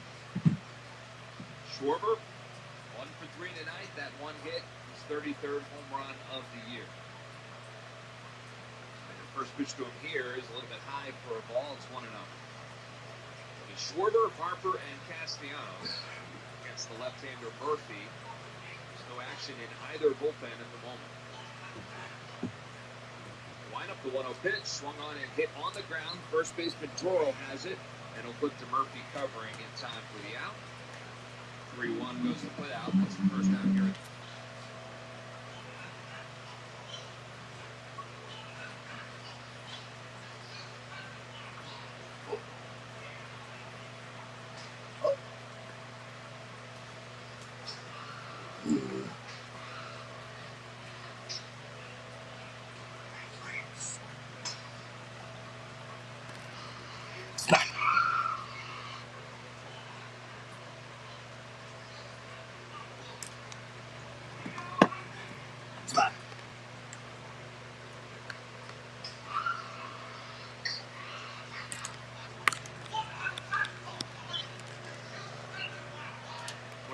that one. It's 1-1.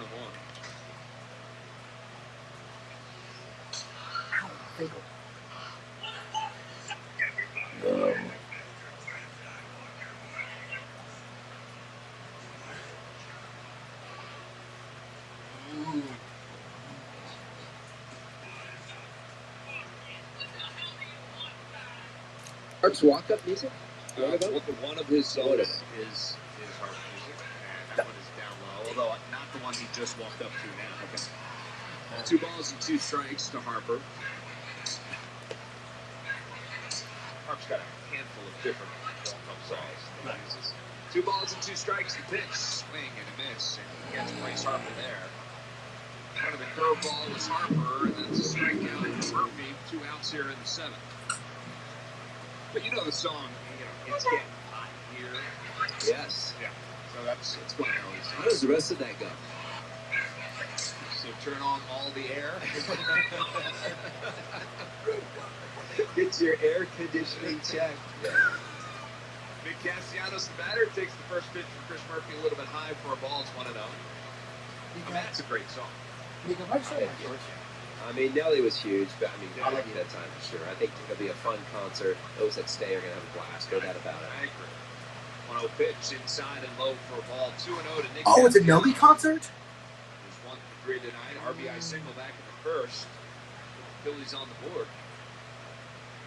So it's one out to center field and struck out. 2 outs here in the 7th. Phillies lead it 4-1, and the pitch. Swung on, hit on the ground, foul past the third base bag. Phillies do a great job of the entertainment. Absolutely. Yeah, I just want to make sure that they're always careful and make sure they take care of that infield grass. Because you can get passes, I think, to get down there, but it just the infield looks so good right now. That the grass, the dirt, everything out here. 2-1 pitch. That's inside. Look out. He jackknifes out of the way of that one. 3-1 to Nick Castellanos. And we go into Cincinnati on the road trip coming up, and on that first night, I think Snoop Dogg was playing after one of the games. Yeah. Probably won't stay for that No, either. you don't think? 3-1 pitch, swung on, popped up, foul. That's going to go over the Phillies dugout and find the seats. So the count will run full to Nick Castellanos. You mentioned that to Scott Bransky, and he seemed kind of intrigued. Yeah. I would like to see. I would stay for that. Is there any concert? I mean, you're a big concert like guy. music. Yeah, you like to experience. I get. Yeah. I think that's great.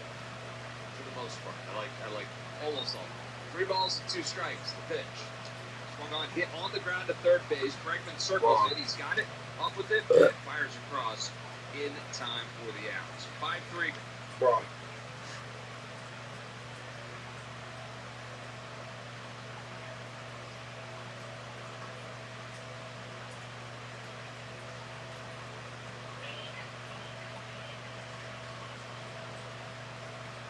What is this? Oh my god, that's Crystal Pepsi, bro. Breed by Icola? What?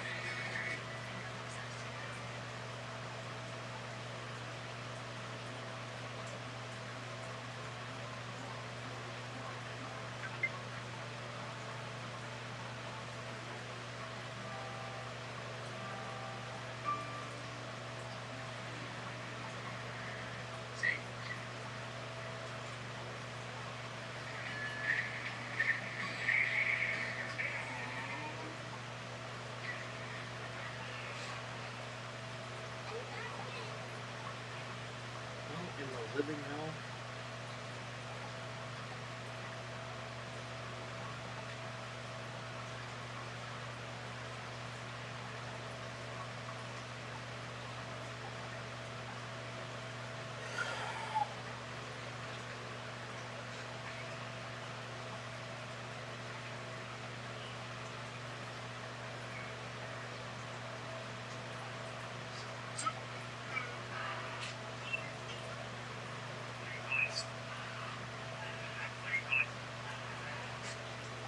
40,000 plus that are here tonight.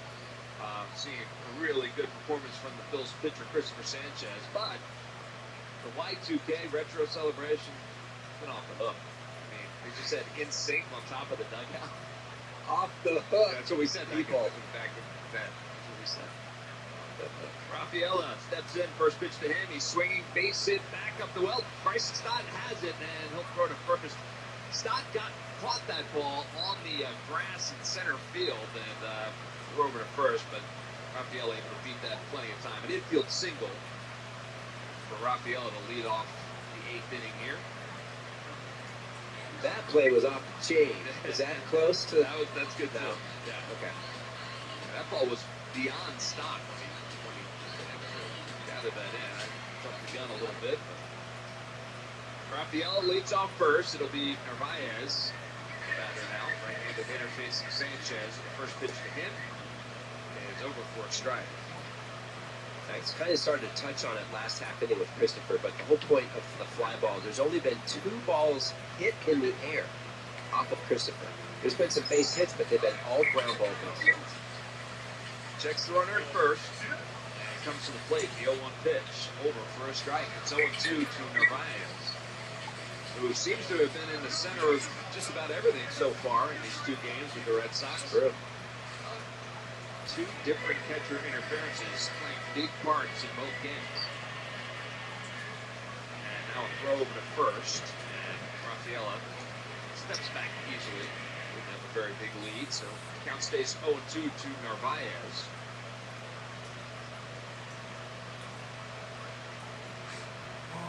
They'll creep off first. Sanchez comes set, and he comes to the plate. And that pitch is down low. And stopped by JT Realmuto. And it's 1 ball and 2 strikes to Narvaez.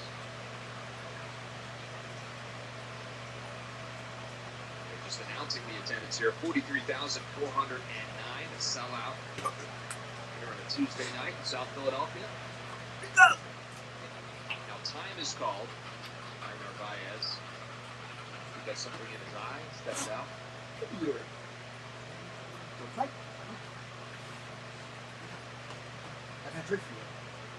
Phillies bullpen is quiet. Runner at first, nobody out here in the 8th. Sanchez checks that runner, comes to the plate. And that one is hit on the ground to third. Kemp has it over to second for 1. Over to first.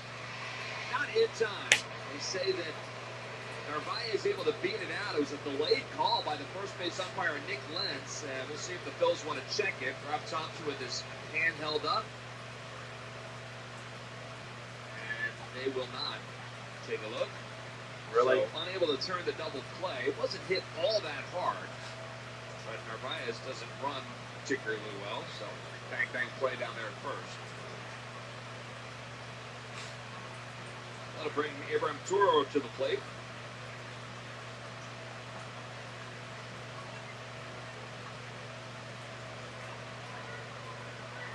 Sanchez checks on the runner at first and pitch to Turo outside for a ball 1-0. Looks like the Phillies bullpen is starting to stir a little bit. 88 pitches so far for Sanchez.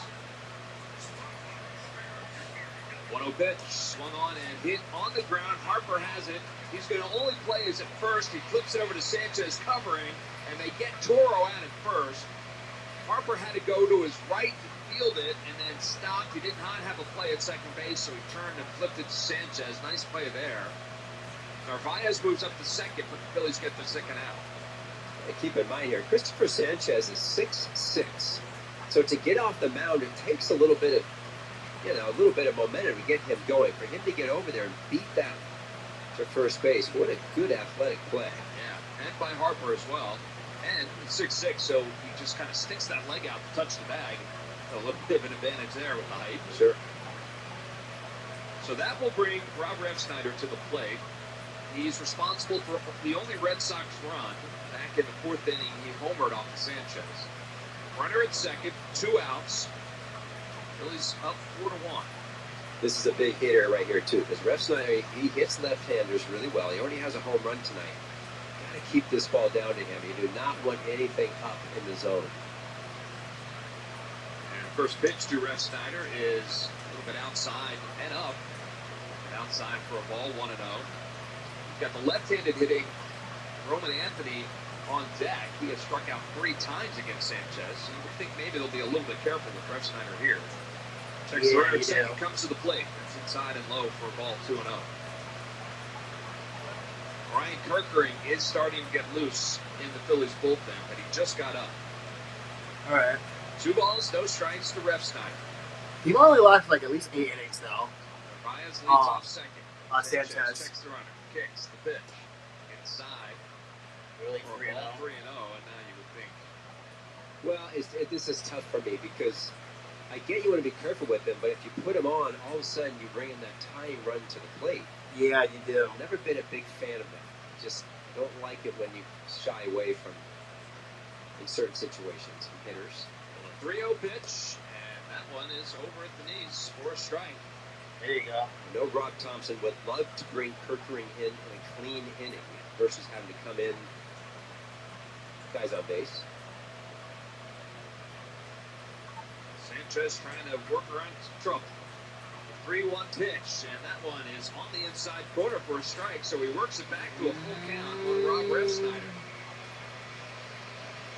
Nice job by Sanchez, but he's not done yet. No, he's not. Narvaez leads off second. 2 outs, count is full to Rev Snyder. Ooh, rainbow? Sanchez, glove at the belt, checks the runner at second. The 3-2 pitch, swung on and fouled at the plate. We'll do it again.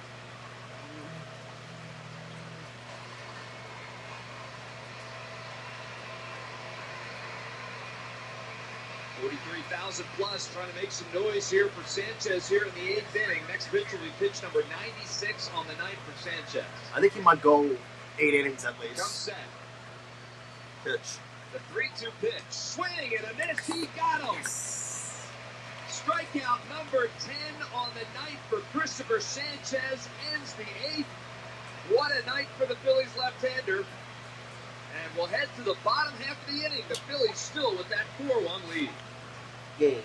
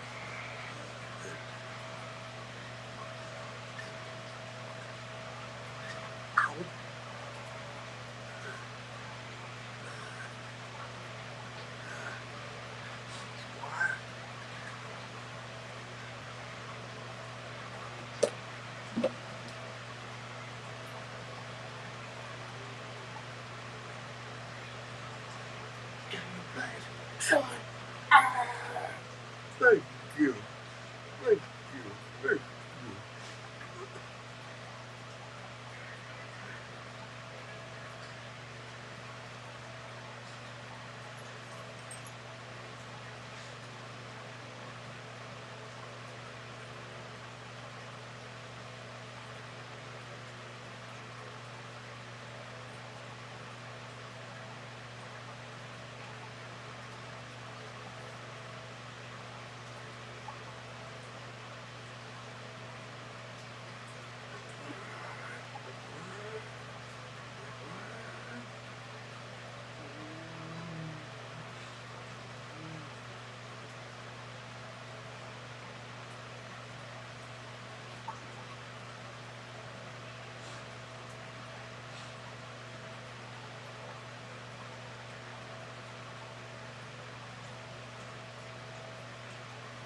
The year. First appearance in this series. Didn't see Weiser last night. JT Realmuto will be the first to face him. JT 0 for 3 tonight. A couple of strikeouts, and he popped out to his second baseman back in the 5th. Phillies with a 4-1 lead here in the bottom of the 8th. First pitch to Realmuto, down low for a ball. It's 1-0.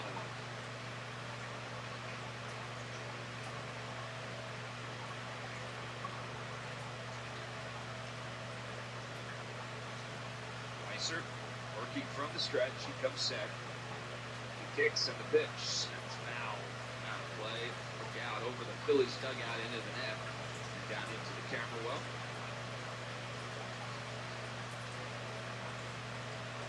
It'll be Realmuto, Brandon Marsh, and Otto Kemp here in the 8th with the Phils. 1 ball, 1 strike. And the pitch swung on, popped up, foul, and that will find the seats down the first base line. It's 1-2 now to the Phillies backstop.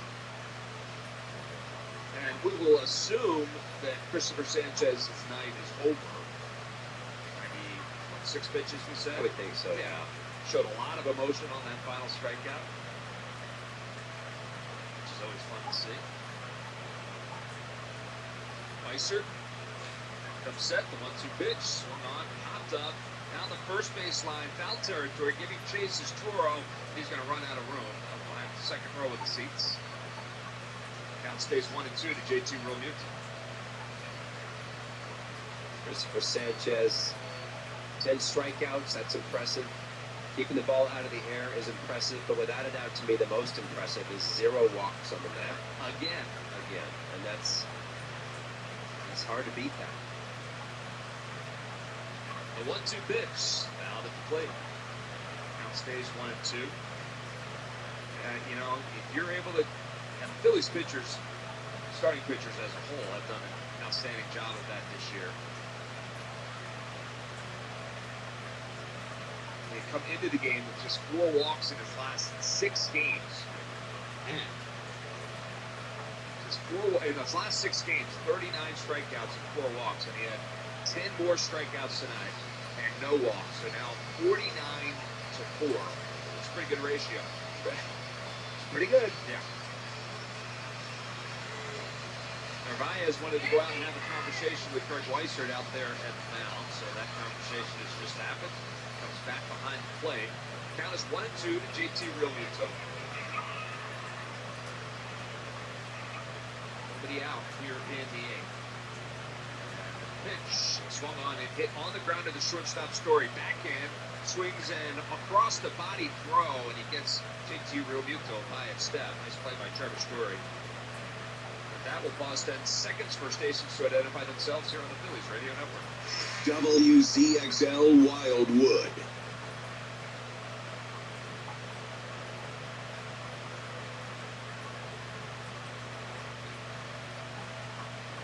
Brandon Marsh will be the batter now here in the 8th inning, 1 out.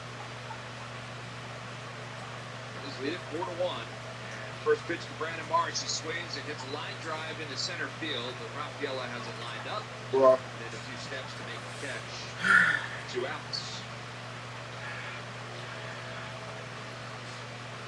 They'll bring Otto Kemp to the plate. Kemp's just had a busy night. Single back in the 4th, hit by a pitch in the 6th, then caught stealing in the 6th inning. See if he can get something going here with 2 outs in the bottom half of the 8th inning. First pitch to Kemp, outside and low for a ball, 1-0. Well, I see Kerkering out there playing catch. I got to tell you, it's not getting hot. Now, I'm thinking he was already loose, but he's just kind of lobbing it. It's possible Sanchez comes out at least for the first hitter. This place will erupt. 1-0 pitch, inside and low for a ball, 2-0. If Sanchez emerges from that dugout, these fans are they're gonna celebrate. Yeah, they should. It's Roman Anthony, Alex Bregman, Tony Gonzalez. Anthony is left-handed, so that makes sense to me. And he struck out 3 times against him. 2-0 pitch, check swing foul, out of play. It's 2-1 now to Otto Kemp. I just know Rob prefers, when I talk about the clean inning, he really likes to bring the guys in. And here you go, the inning is yours. If I had to bet, Kerkering's coming in, in. but we'll see. 2 balls and a strike. Weiser, glove at the belt, kicks the pitch, inside and low. 3-1 now to Otto Kemp. Max Kepler waits on deck. Peering down in that dugout. Trying. Yeah, hard to see if he's probably down but below. Christopher Sanchez. 3-1 pitch. Swung on, line drive just fouled as the third base bag. The count will run full to Otto Kemp.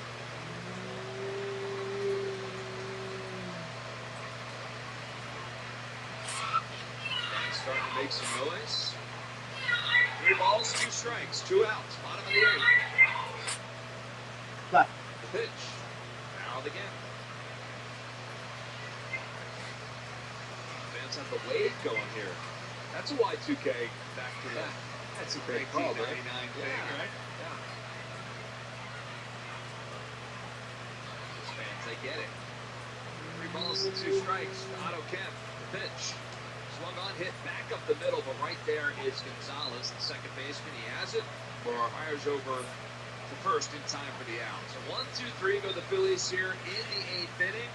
We will head to the 9th. The Phillies with a 4-1 lead. Yeah, I think Sanchez probably done. You know, let him sit down, for a little bit. Smack, smack, smack. I did not want to go there.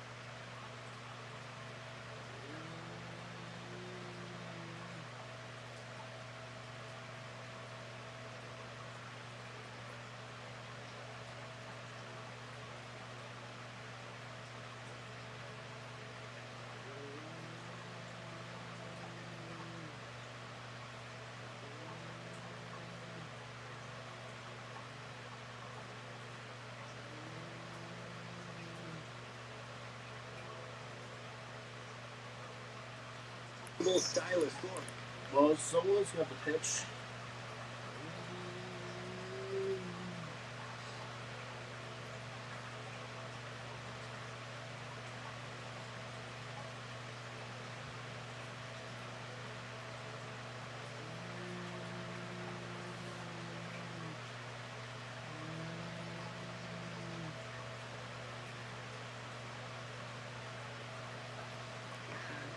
He is coming out to start this 9th inning.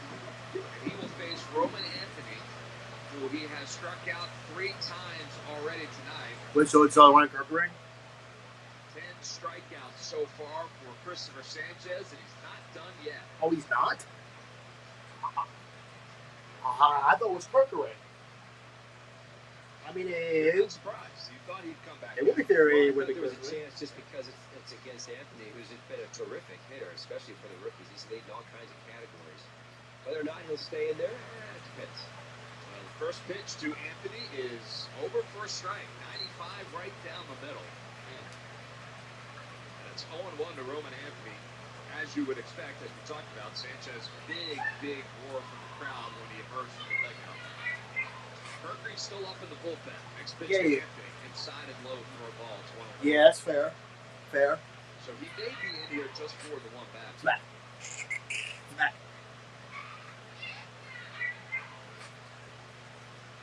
Smack. Looks in, he gets his sign from JT Realmuto. The kick and the pitch. That's inside as well. Change up there. So 2 balls and a strike to Roman Anthony. Phillies play Anthony to pull on the infield. The opposite field in the outfield. And the next pitch is over for a strike. So he evens up the count. 2 balls and 2 strikes. Nigga. Can I do that, please? Anthony calls timeout, steps out of the box. Now he's ready to go. 2 balls, 2 strikes. The kick, the pitch. Called third We will. strike. Right down the heart of the plate, and he strikes out Anthony for the 4th time tonight. It is the 11th strikeout and the first out here in the 9th, and no movement from the bullpen, so this is Sanchez's game at this point. That'll bring Alex Bregman to the plate. He's 1 for 3 tonight. One of the 4 hits the Red Sox have managed. And first pitch to him, over for a strike. 102 pitches for Christopher Sanchez. He looks in, he's ready to go. Line up, the 0-1 pitch, swung on, line drive, right at Kemp at third base. He catches, or excuse me, Edmundo Sosa, who's checked in at third. Oh, He okay. makes the catch, 2 outs. Oh, okay. It's Sosa. Bregman hit it on the nose, but Sosa right there kicks it off the ground. One more man to get for Sanchez. So that will bring this crowd of 43,403 to their feet. 2 outs here in the 9th. Romy Gonzalez is the batter. And the pitch. And that's at the knees for a strike, 97. There we go.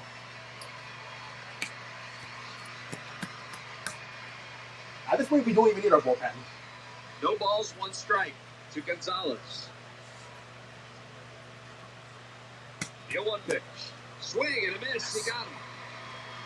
Oh, double strike. No balls and 2 strikes. Here we go. Swing and a miss. He got him. Phillies fans on their feet for Sanchez. Slow down, slow down, slow down. The windup, the Take a breather. 0-2 pitch, swing and a miss, struck him out. Strikeout number 12 on the night, and Christopher Sanchez, a complete game. 4-hitter here in South Philadelphia. He continues to dazzle here. What a performance by the Phillies young left-hander. If you're a Nelly fan, you can certainly say it now because it is getting hot in here, as they say. Christopher Sanchez, just a terrific night with 12 strikeouts. He kept his pitch count at 106 pitches, a ton of strikes. He had these guys, the Boston Red Sox hitters, looking foolish, and that's the idea on the changeup. The changeup is good when you see awkward swings, guys out in front. He had enough offense. All the offense from the Phillies came in the second inning with some aggressive base running, some aggressive from aggressive swings as well. Hopefully that's a sign of what's going to happen the rest of the second half. Be aggressive, support that pitching staff. Well, Phillies now improved to 8-1 here in Philadelphia when Sanchez makes the start. Sanchez will improve to 4-0. His ERA of 2.96 will drop significantly tonight as well. He was terrific. The Phillies have won Game 2 of this 3-game series. They've won the series against the Red Sox, and now we'll get a chance to go for the sweep coming up tomorrow. We'll take a quick break, but we'll be back with the totals and the wrap right after this. Yay. You want 2 out of 3? Ah. Yay. I kind of figured so anyway. Yay. Well, I actually expect to win 2 out of 3 though. I mean, listen, even if we, lose tomorrow, even if we lose, we still won the series, so I can't complain. But the problem is that the Mets, God, if they win their game, would really suck though. Well, that's the game, guys. The Phillies win, 4-1. And man, what did bro? This reminds me of Wheeler on the game against the Reds. Like if he pitched like a no-hitter, that would have been awesome. Though. Yeah, of course, that no-hitter was ruined by Austin Hicks. Why you couldn't hit in Philly now? Why you can't hit in Philly? He became in Cincinnati. Think about that now.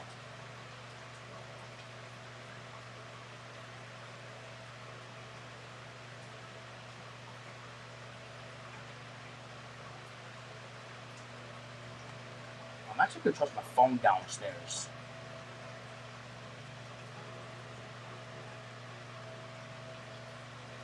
Come on.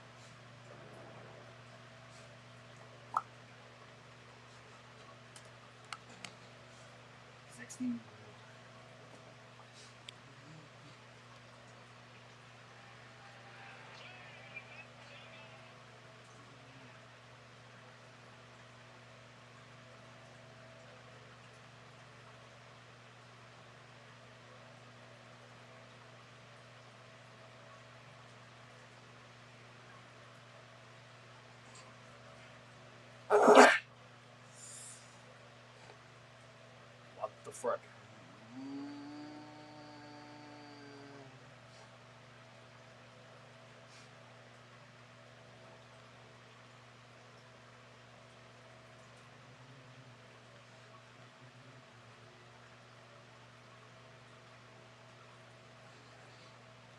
There you go. What the?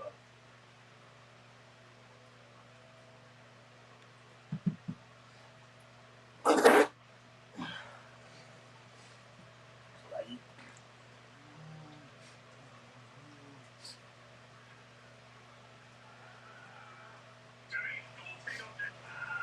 Dead.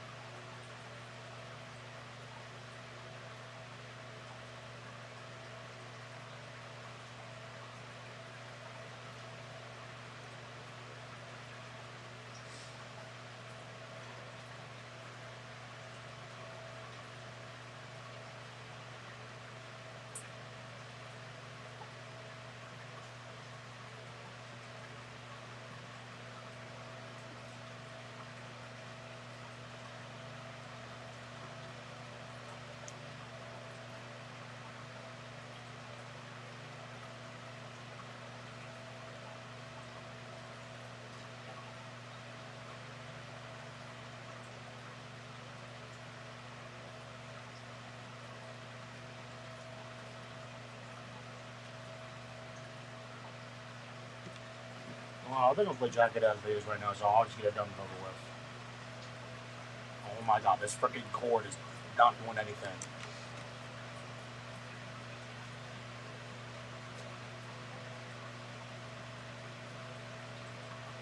No!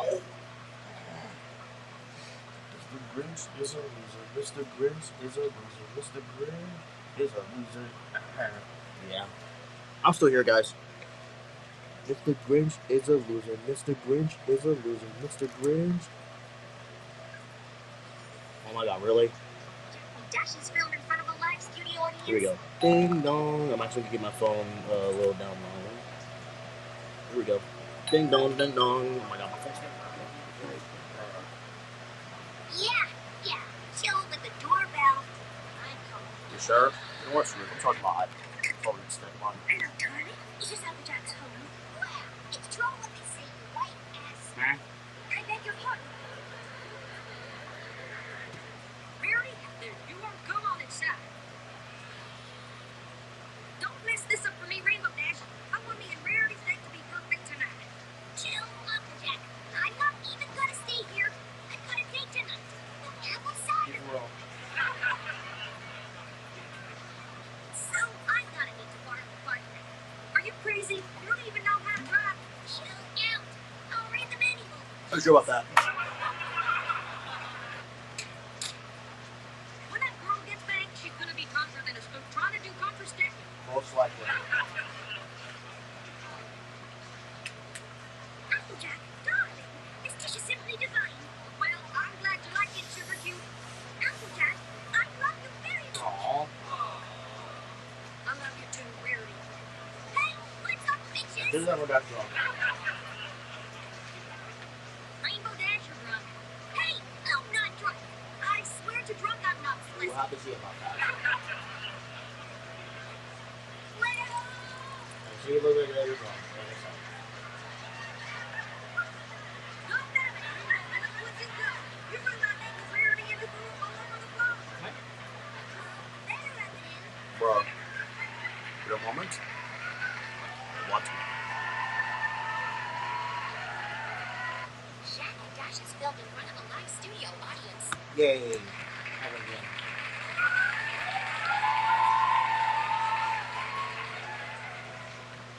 Can't believe Rainbow Dash ruined my date with Rarity last night. Oh, man. I have a worse hangover than that time I woke up next to a homeless guy with his junk out. He's for real. Oh, no. Don't you say anything to me, Rainbow Dash. You ruined my date with Rarity last night. Oh, come on, Applejack. I said I was sorry, all right? It's not like I grew up on her. Actually, you did. Then you said the moment Christ compels you. Jeez. I must have been drunker than the time you came home drunk and took a dump in the corner. Says you. Don't try to change the subject. Probably did. Whatever. Now, if you'll excuse me, I'll be taking something to get rid of this hangover. I just hope she ain't traumatized because of what you did last night. Not as much as I was when I saw that homeless guy's penis. You? Rainbow Dash, I ain't drunk, but you're gonna make me throw up if you say that again. Exactly. Hey, what else gonna do that here? What the hell was that? Wait a minute. Did you sneak your ex-boyfriend Soren in here again? Actually, no. Then who is that upstairs then? Well, Rainbow Dash, babe. Come back to deck. No! What? Spitfire, you and Rainbow Dash are a thing? Hell yeah. I like tasting the rainbow.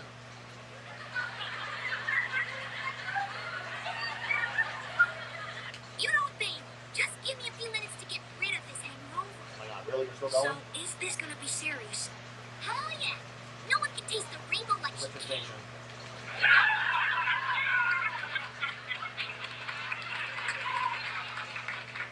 Good gravy, girl. Too much info.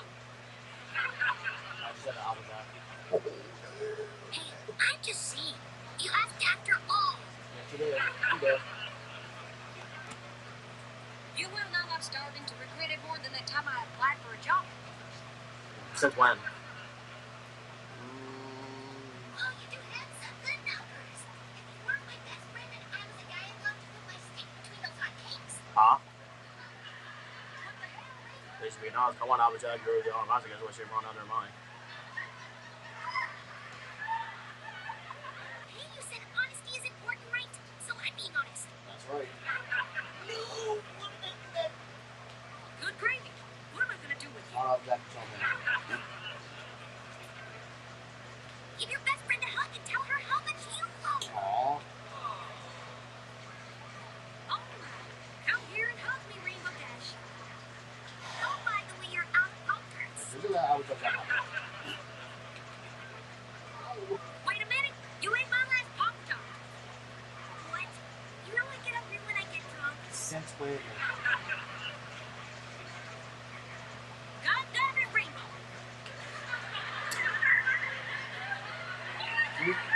Applejack, please.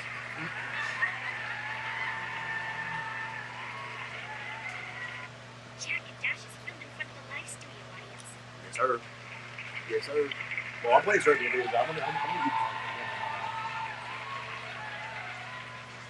Nothing like some good old-fashioned spring cleaning. Oh, what the hell?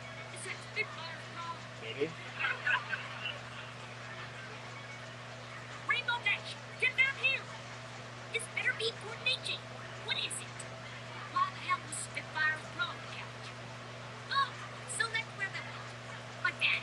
Spitfire and I went to head upstairs, so we had some fun on the couch. Why did you give me that house?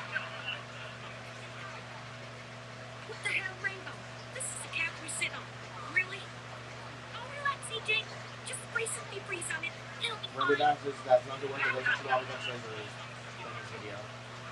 God damn it, Rainbow. That's like sweet thing.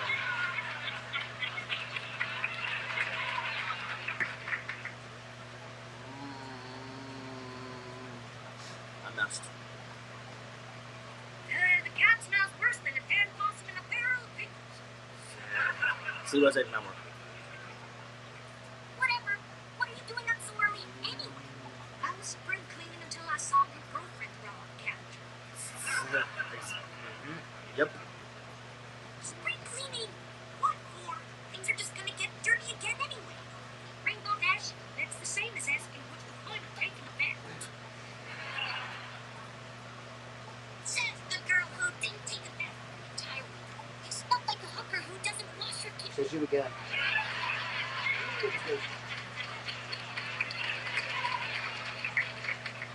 Oh, shut up.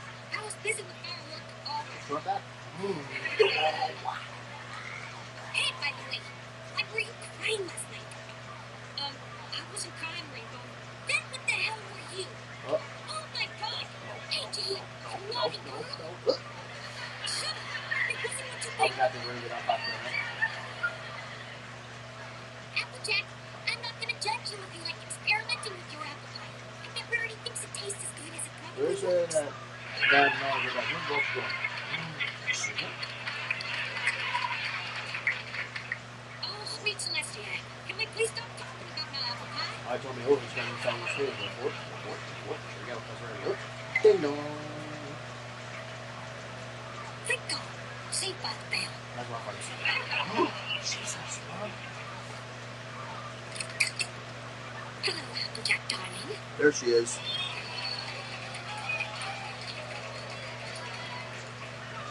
Rarity, what are you doing here? You ever visit my girlfriend? Who's that? Of course, come inside. That sounds long taken out of context. What? Oh, hello, Rainbow Dash. Hey, sorry about the other night. I had a little too much to drink. Just like that time when Applejack came home so drunk. Don't try to change the subject. Cool. Yes, I'll be because so the other night, I can find it in my heart to forgive you. You are forgiven. Thanks, Rarity. You want to hug it out? Certainly. Aww. Now, if you'll excuse me, the devil's lettuce is calling my Who would name. that be? Your part or 12 Applejack, your friend is quite a character, isn't she? Yeah, she's just as much as a character when Big Mac gets drunk and forgets how to sing. That's because she's good. That was our usual runners and the good next way brother.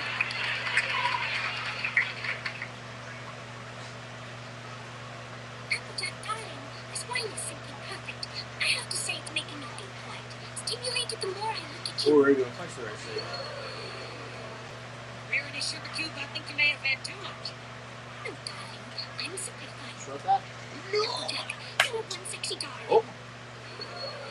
We'll go to the audience. Damn it! Hey, Applejack, you have an extra lighter. Mine is out of... Oh. Oh, dear. I think I'm going to... Oh. Follow River next to your shirt. Where? What the hell? Hey. Well. Karma's a bitch. Ain't it, Reba? Yep. Sorry, darling. Please forgive me. This was my favorite shirt. Sure was. I'm gonna post this on Blizzard. Against around. God damn it, Applejack. Yay. One on.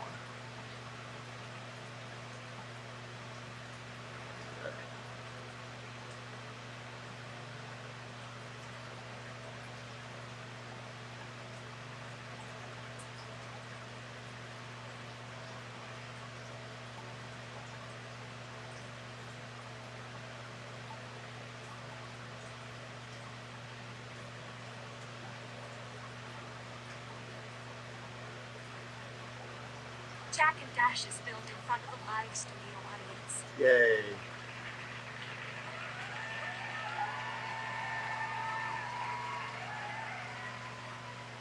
Oh man, what's wrong, Rainbow?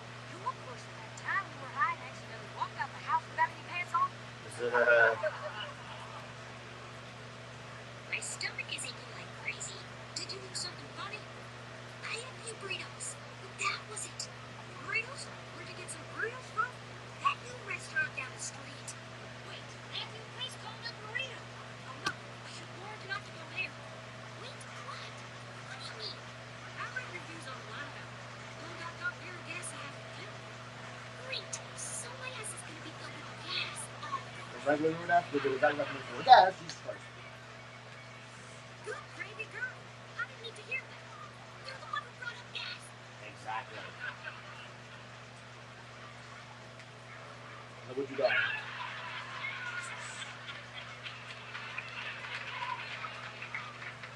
Damn, girl, you smell worse than that time Granny slipped down the piles of nose. Touch it once again. Jesus. Ooh. Applejack? What is it? That wasn't just a fart. And diarrhea. What? Oh, God damn it, Rainbow! Well, if we were not going back, so it's really fine, but no, we have to finish. Bring up gas. Here we go. Money. Well, I feel 5 pounds lighter. Now I hope your 5 pounds of crap didn't destroy the damn car. Probably most likely. Cut me a break, AJ. I really had to go. It's not like you haven't had an accident. Remember the time when you drank an entire bottle of wine? You literally pissed yourself up. That's what we're doing because it's close. Shut up. That's completely different. That's right, tell me. Yeah, no, it isn't.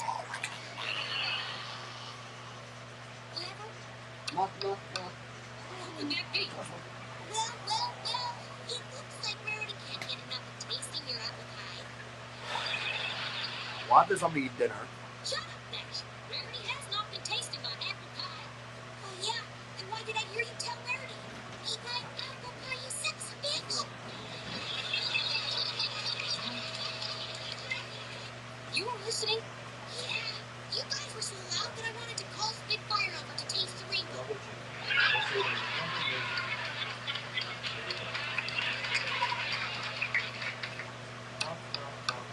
Damn it, Rainbow! Do you not think we won't be talking about this later? Hi, Applejack. There she is. Hey, Twilight. Come on in. Hey, Twilight. What's up? Hey, Rainbow. Thanks for coming over last night. I had fun with our experiment. Oh, trust me, babe. That's not the only coming I did.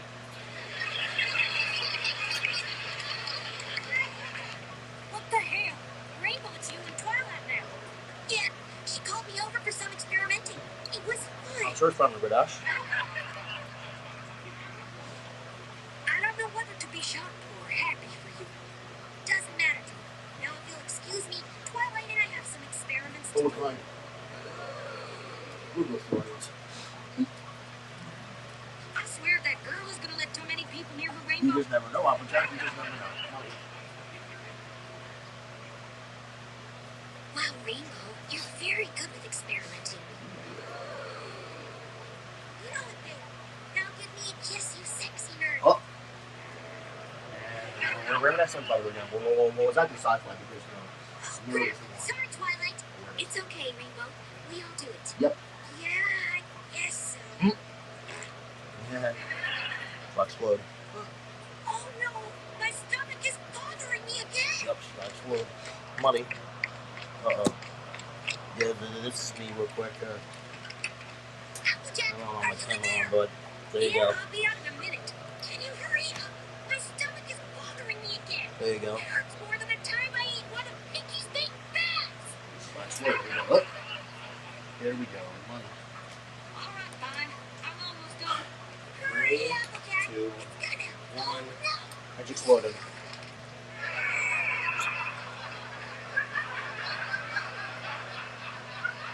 Rainbow Dash, what the hell was that? Applejack, I did it again. Yep. Damn, Bruce, you're having a crack at 6 it. word ball gas. God damn it, Applejack.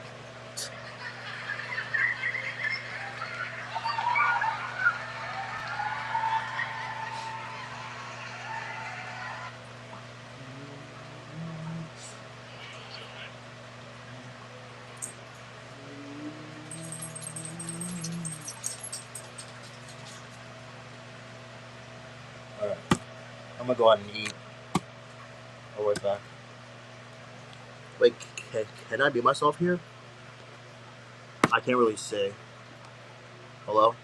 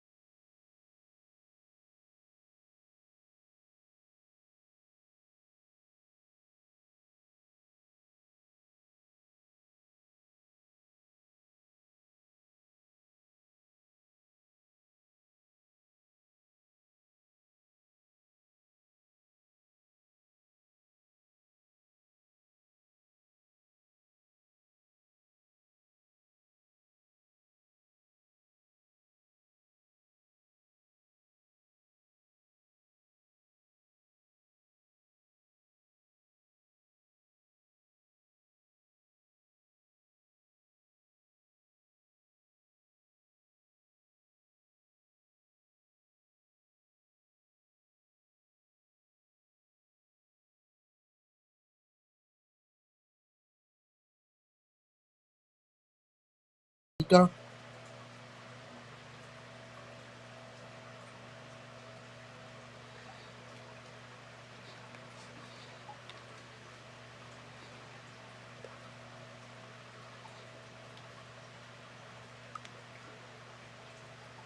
Yeah, you see me jump, right? Like I was like,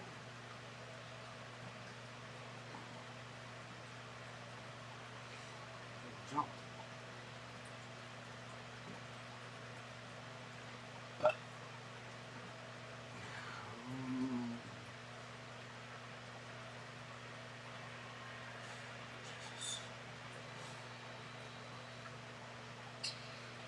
What the? I didn't go in yet. I didn't go in.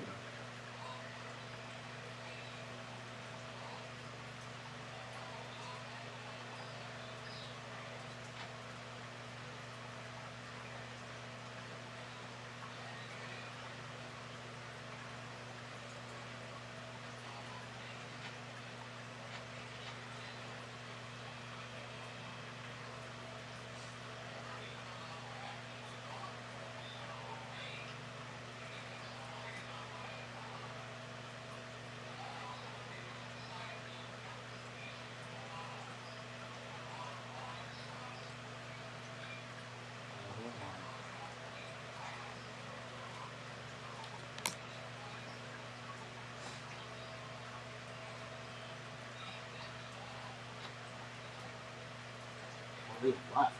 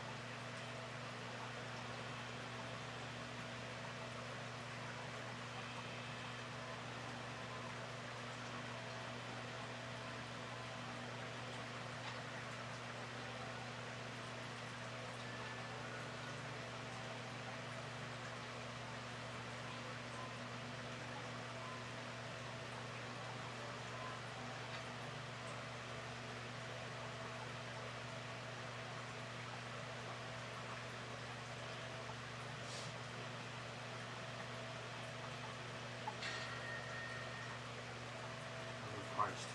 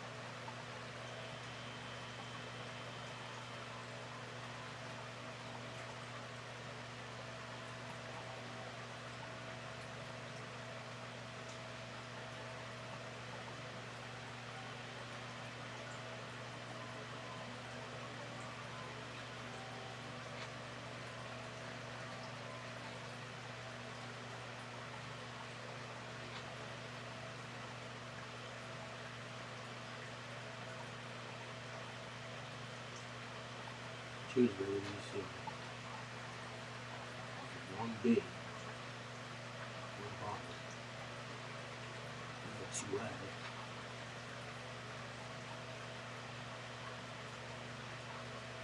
lot of these Warriors are close.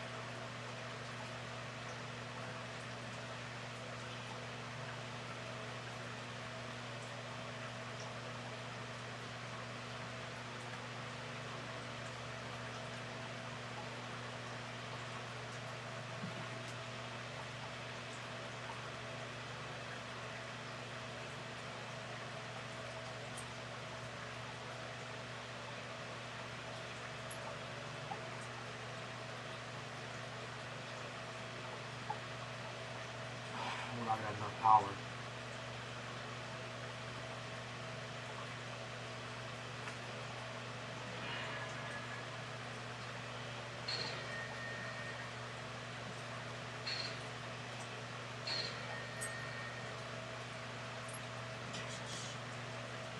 It's not gonna pump in.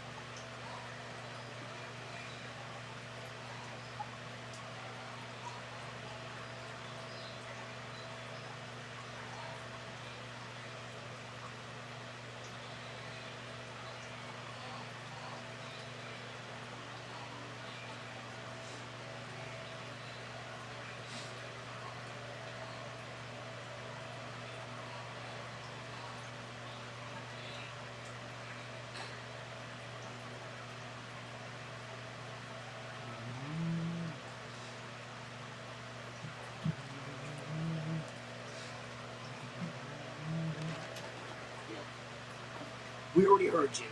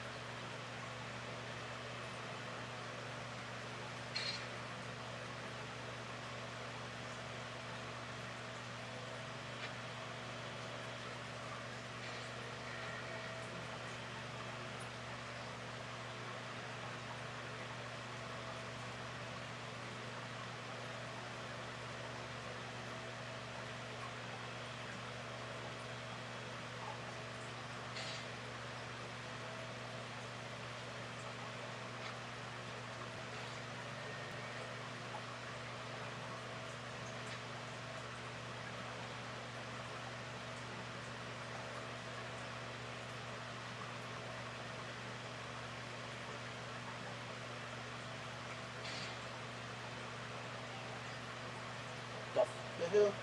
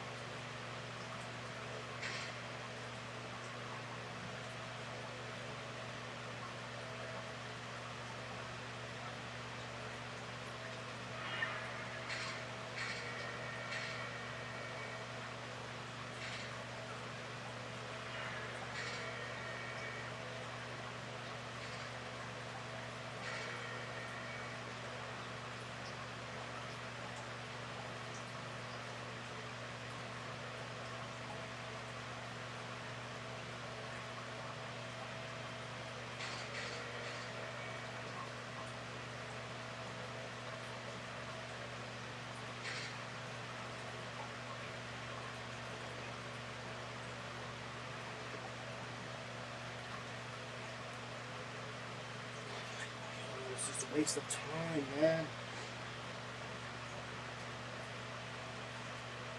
Oh, stop wasting the light.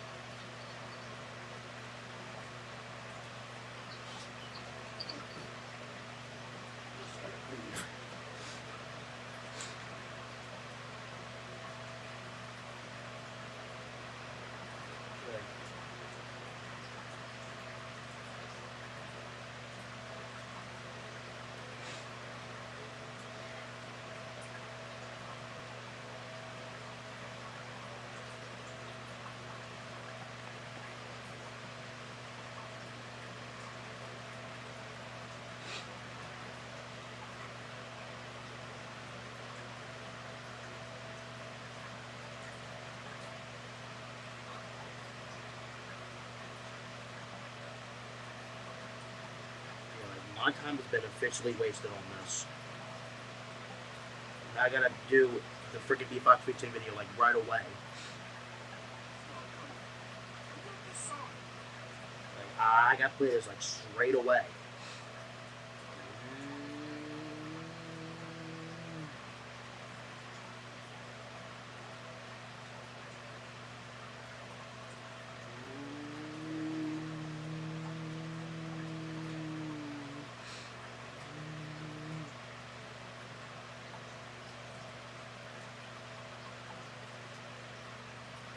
Jesus.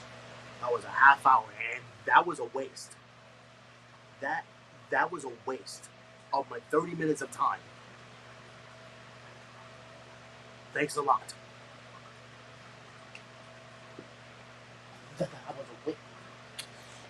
That was a waste of 30 minutes of my time.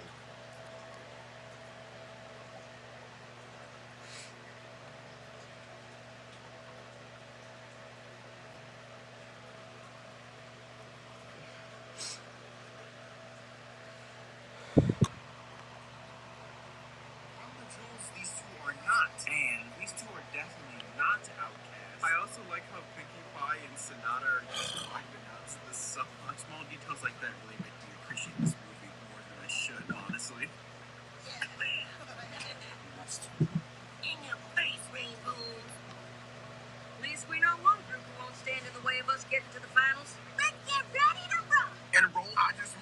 I'll be over the next round. And then they play a song. Moving on. What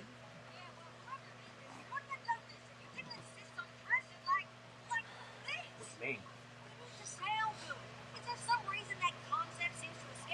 Oh, Philly Applejack, not to the underground rap scene it does. Aesthetics over everything. Fuck the music if it sounds good. Just look cool and all that. Also, fuck it. No diversity. Just sound like the same fucking guy over and over again. And just have the production carry you all the way to the top because of money.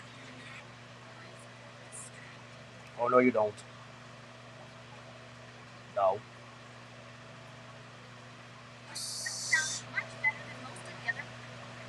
Isn't it? I'm sure you'll make it to the next round, but it won't matter if you don't have that counter spell. What you mean?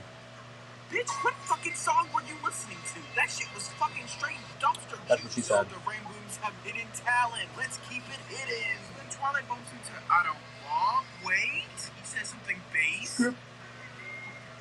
So while the gang's trying to make a counterspell to defeat the Dazzlings, Sunset then meets the Dazzlings in a hallway, similar to that scene in the first movie where Sunset meets Twilight in the hallway. But this time the roles are reversed.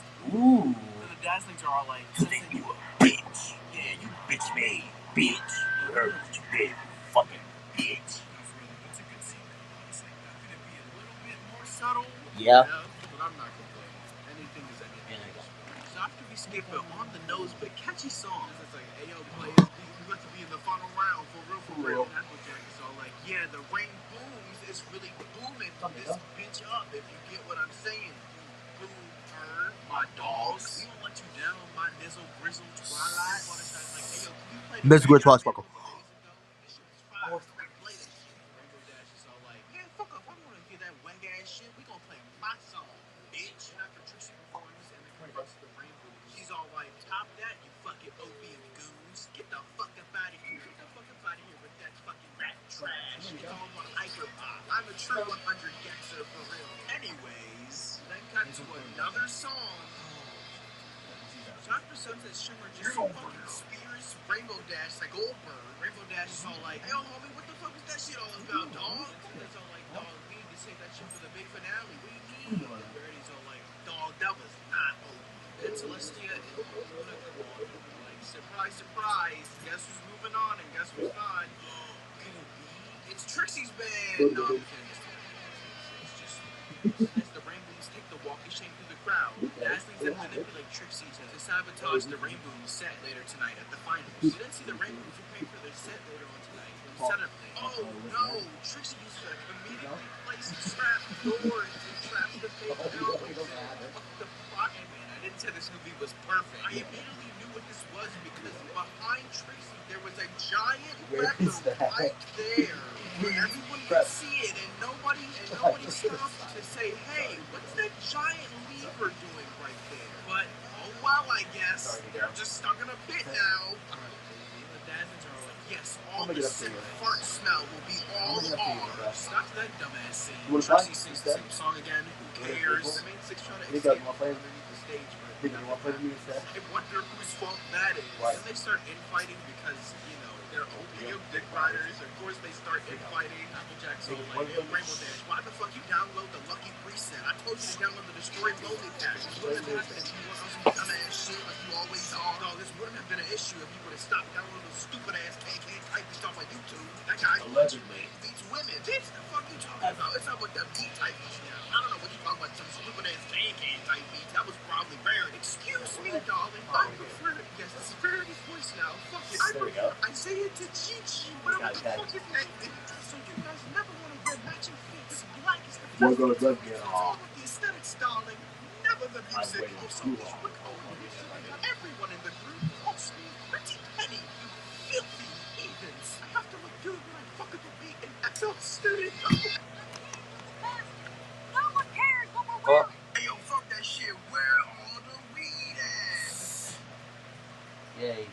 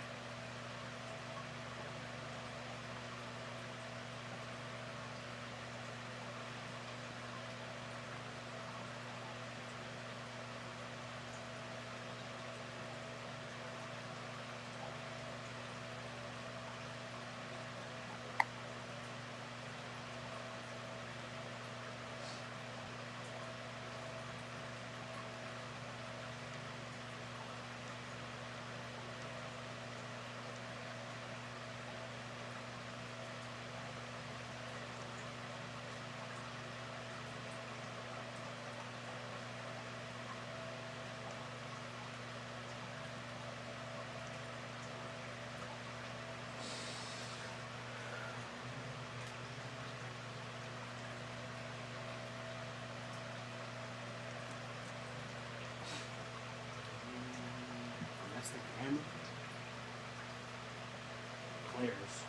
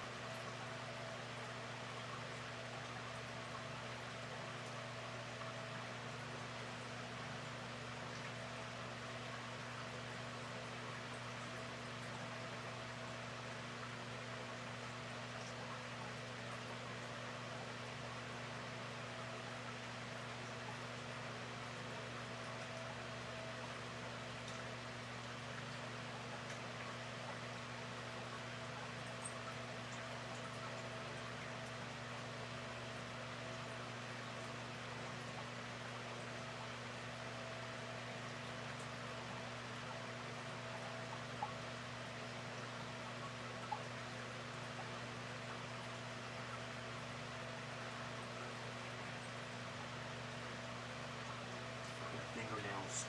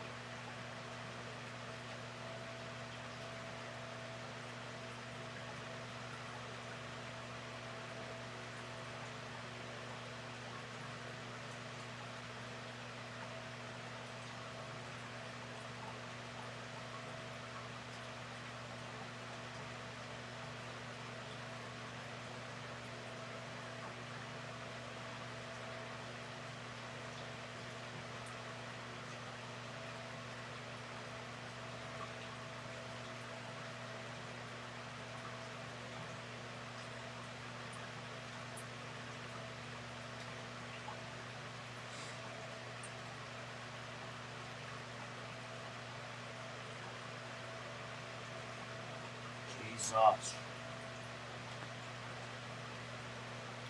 let's do this. Top 1 to 62. I don't understand. No.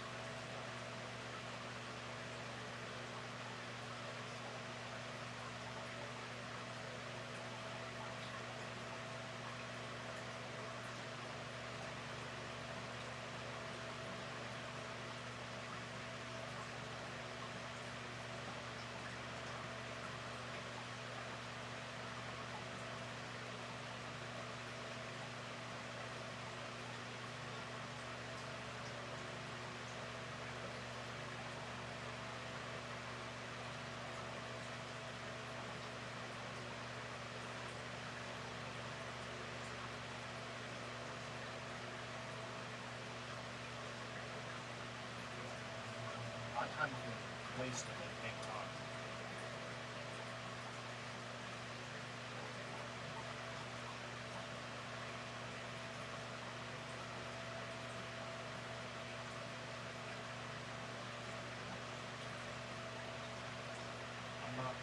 I've never progressed for the rest of it. That's stupid.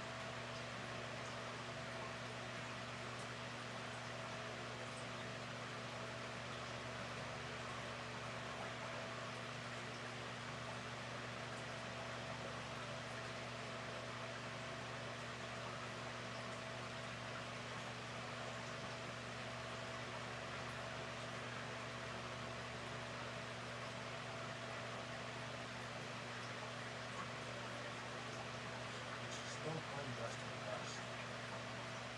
I don't want to play that. Because that's stupid.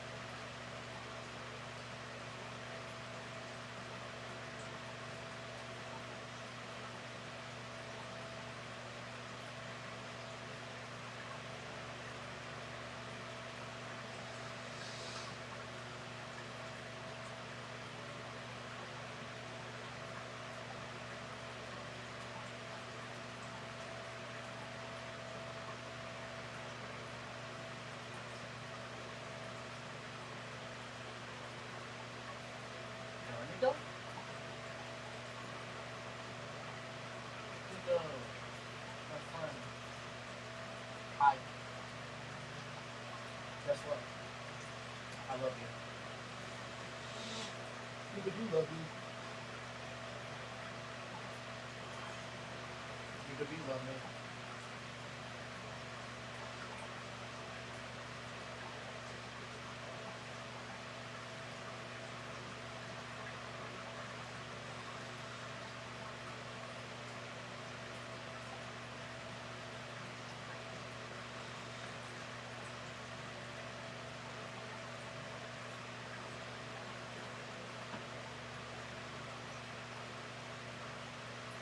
Be like, everything is a nice sign, but I've never heard of this guy.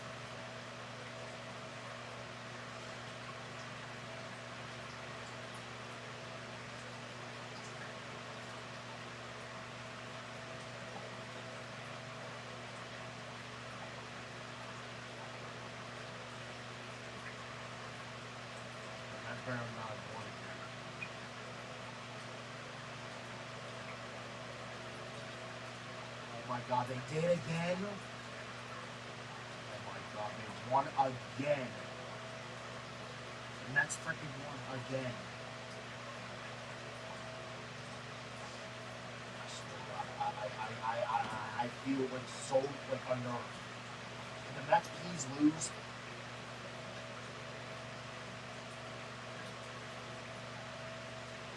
Like, you hardly want to take the division like so badly. Like, well, good luck with that.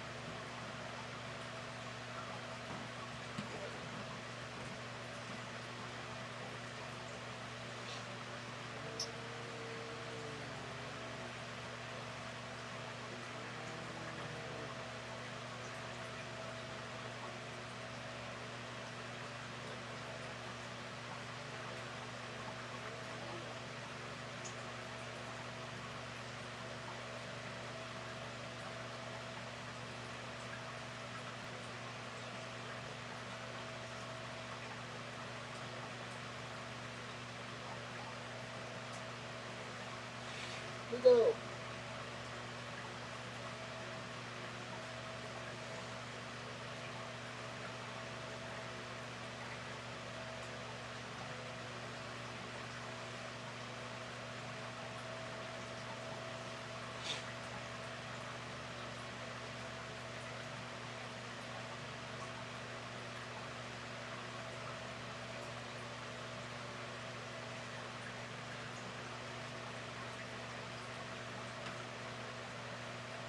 We go. Go.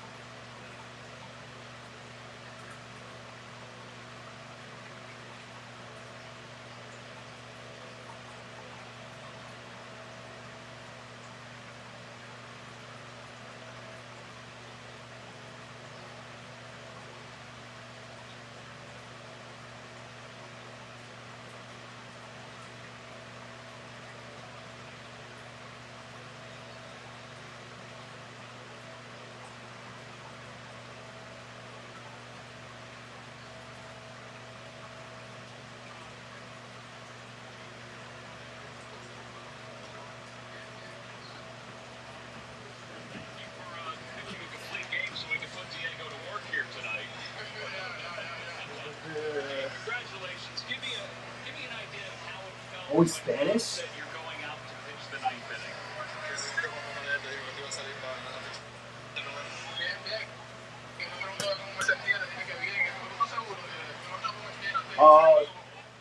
Oh, there he goes.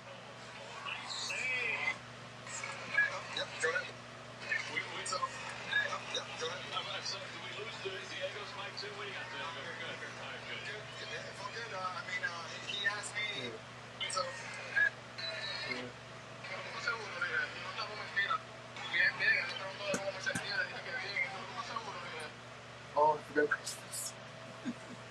I forgot. Oh, my. I forgot his speech.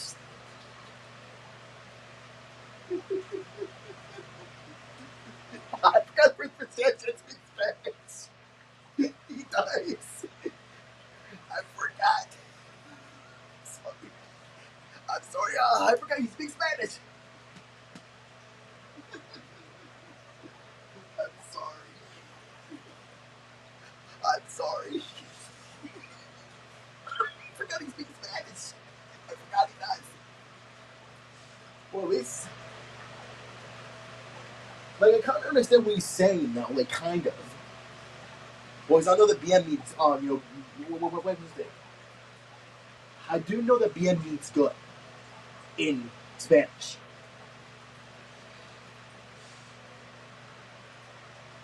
Like, it also means, like, fine. Too, but man means, like, means good. I forgot Christmas Sanchez speaks Spanish. Oops. Well, because, like, the last time we had an interview, well, not the interview, but, well, actually, yeah, like, the last time, like, it was I don't know. Listen, Christmas Sanchez is good though, low-key, though.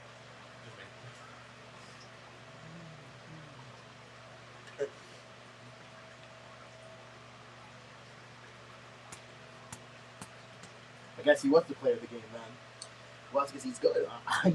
He's just better. He's just low-key better now. Yeah, but I think the Red Sox, I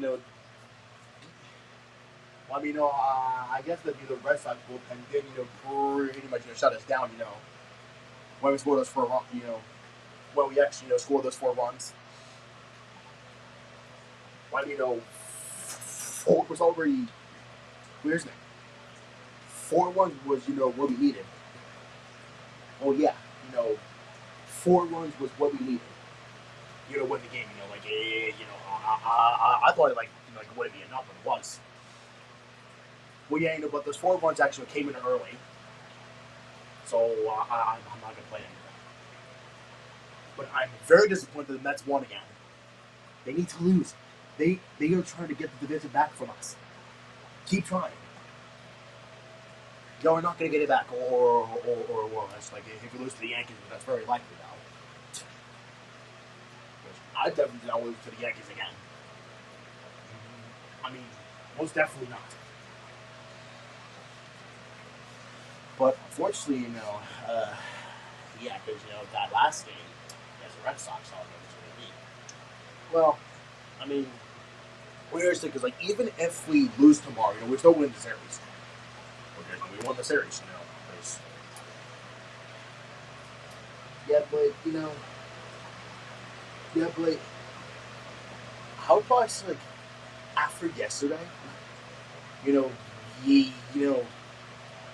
Yesterday was controversial. Whatever that word means. Controversial. Like it's not hard to pronounce it anyway. I'm saying. But that game, at the end was so controversial. How could you interfere, that made us win the game, and then here we are today. Here we are today that here we are today that it happened the second time. Yeah, this time it wasn't a check swing. It was not a check swing. Because Brandon Mark was on on, the hit, and then Harper, because BB isn't. Harper stole, but it's not necessarily wax wall. I was surprised that it didn't give him like a steal, home plate. Well, we don't see this very often.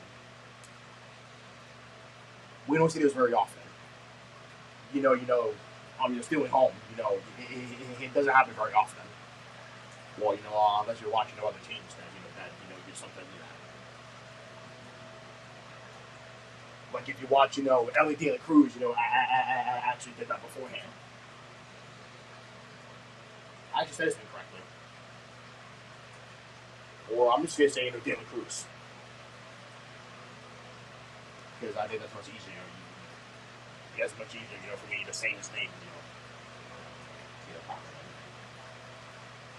But that's the thing, to me, I say that, like stealing home is not, like you're not, let me know about it. Stealing home, no, guess what?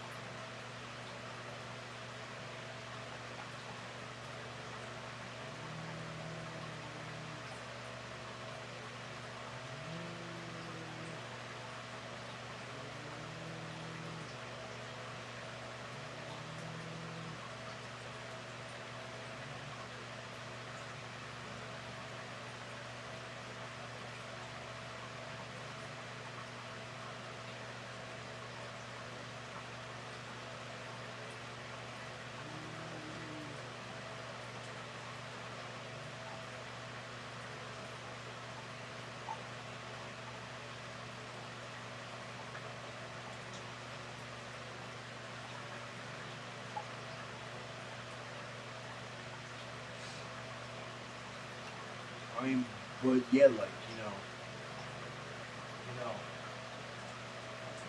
stealing home is really hard to do. Well, it's not hard, but to me,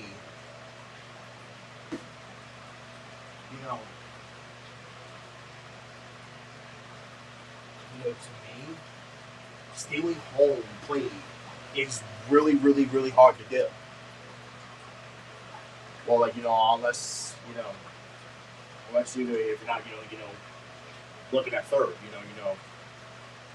But that's the thing, like, stealing home is really hard to do. Like, in this, modern era baseball. This was hard before. I don't know stuff. I'm off tomorrow. For this work schedule that I have is feeling weird. Because I didn't say this. Because of me having off, like separate days, like it just feels weird,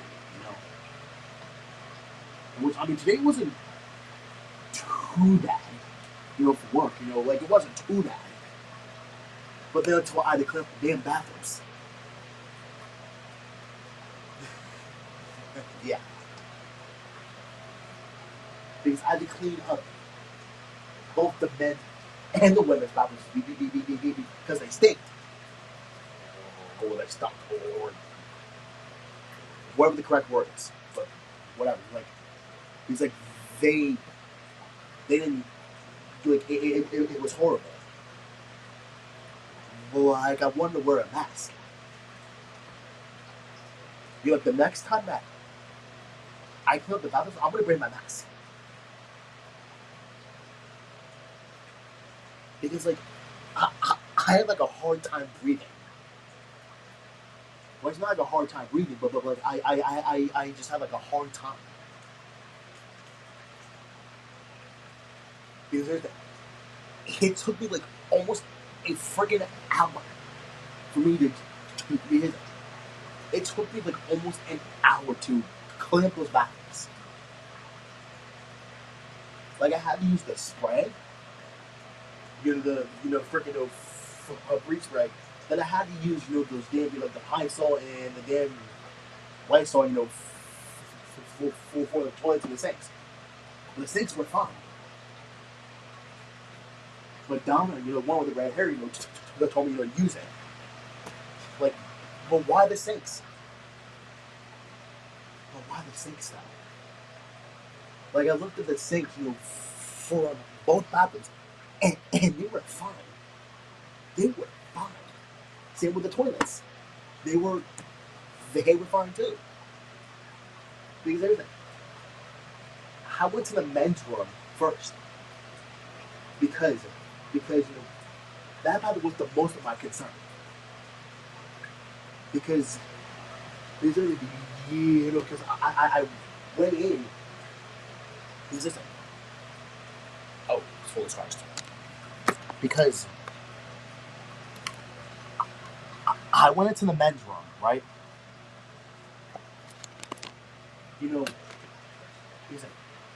I went to the men's room, right? Like, I saw, like, a mop with a bucket. Then I looked, like, I looked like both stalls. Then I saw, he's like, I saw he's like, I saw a lot of water.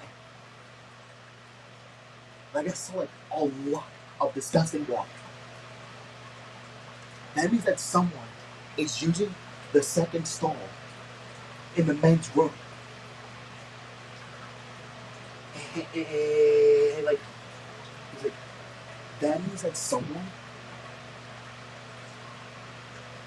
that means that someone is using the second stall in the men's room and flushing it down too much. And not to miss that, it overflows too. Because you know what?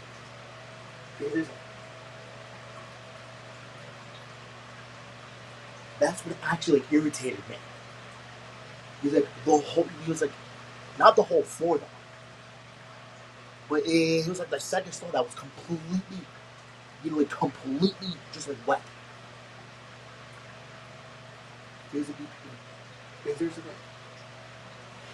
It took me like 20 to like 25 minutes to let the men's room. Because I had like a rough time draining out the goddamn mop. Well, actually, like, it didn't even look like a mop. Like, it looked like a goddamn, like a freaking, like a sleeper. Or whatever. Because, like, that means that someone put like, the wrong thing, like, into, that stick. That long ass stick, when you, like, mop, like the bathrooms and whatnot. Maybe it was probably Gabe. Because I know that he works. Maybe that's the thing. That's not a mop. That's not a mop. It's really not. It's like, maybe. But that's it. Like, I told Mom about it, for like a little bit. Like, it's just, I even told Riley too.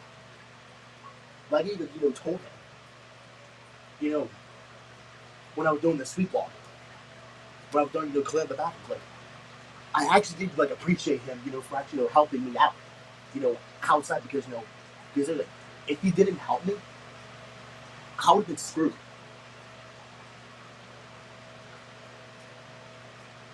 Maybe that's it. I would have been screwed if it didn't, do all those cars. For me. Because, like I said, I had to mop the damn bathrooms. Hopefully they smell better now. Yeah, that's not just one person that is cleaning the damn bathroom. Not two. Because I remember that one day, me, look, that one day, both me, no, can't say that one day, both me and Gabe had to freaking clean up the bathrooms.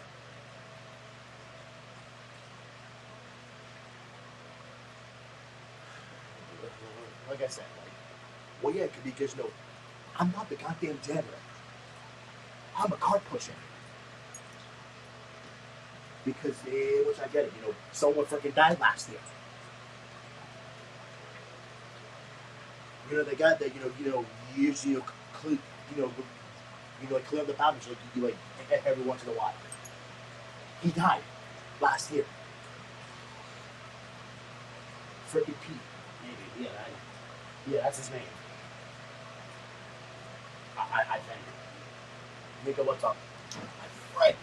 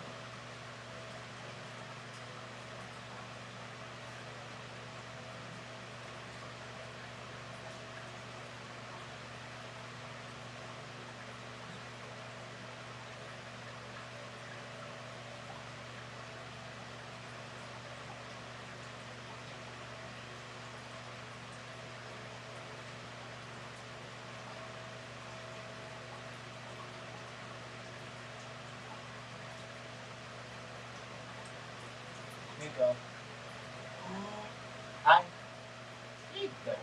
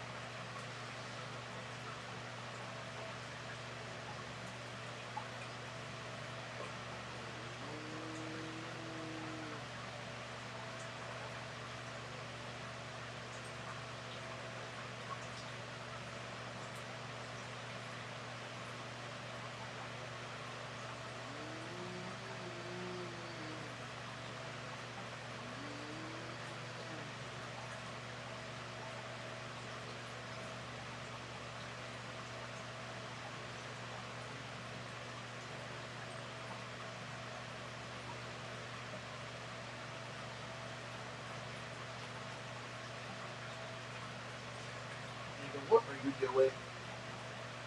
Oh.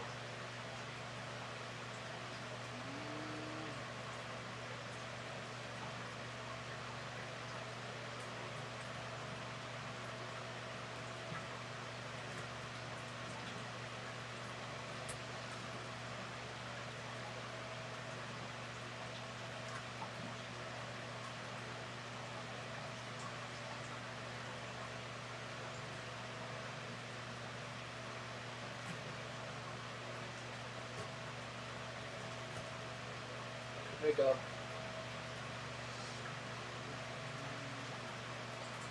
Oh, this is what cups I should fill up here. Definitely not this one. Okay, definitely not this one. This one, definitely.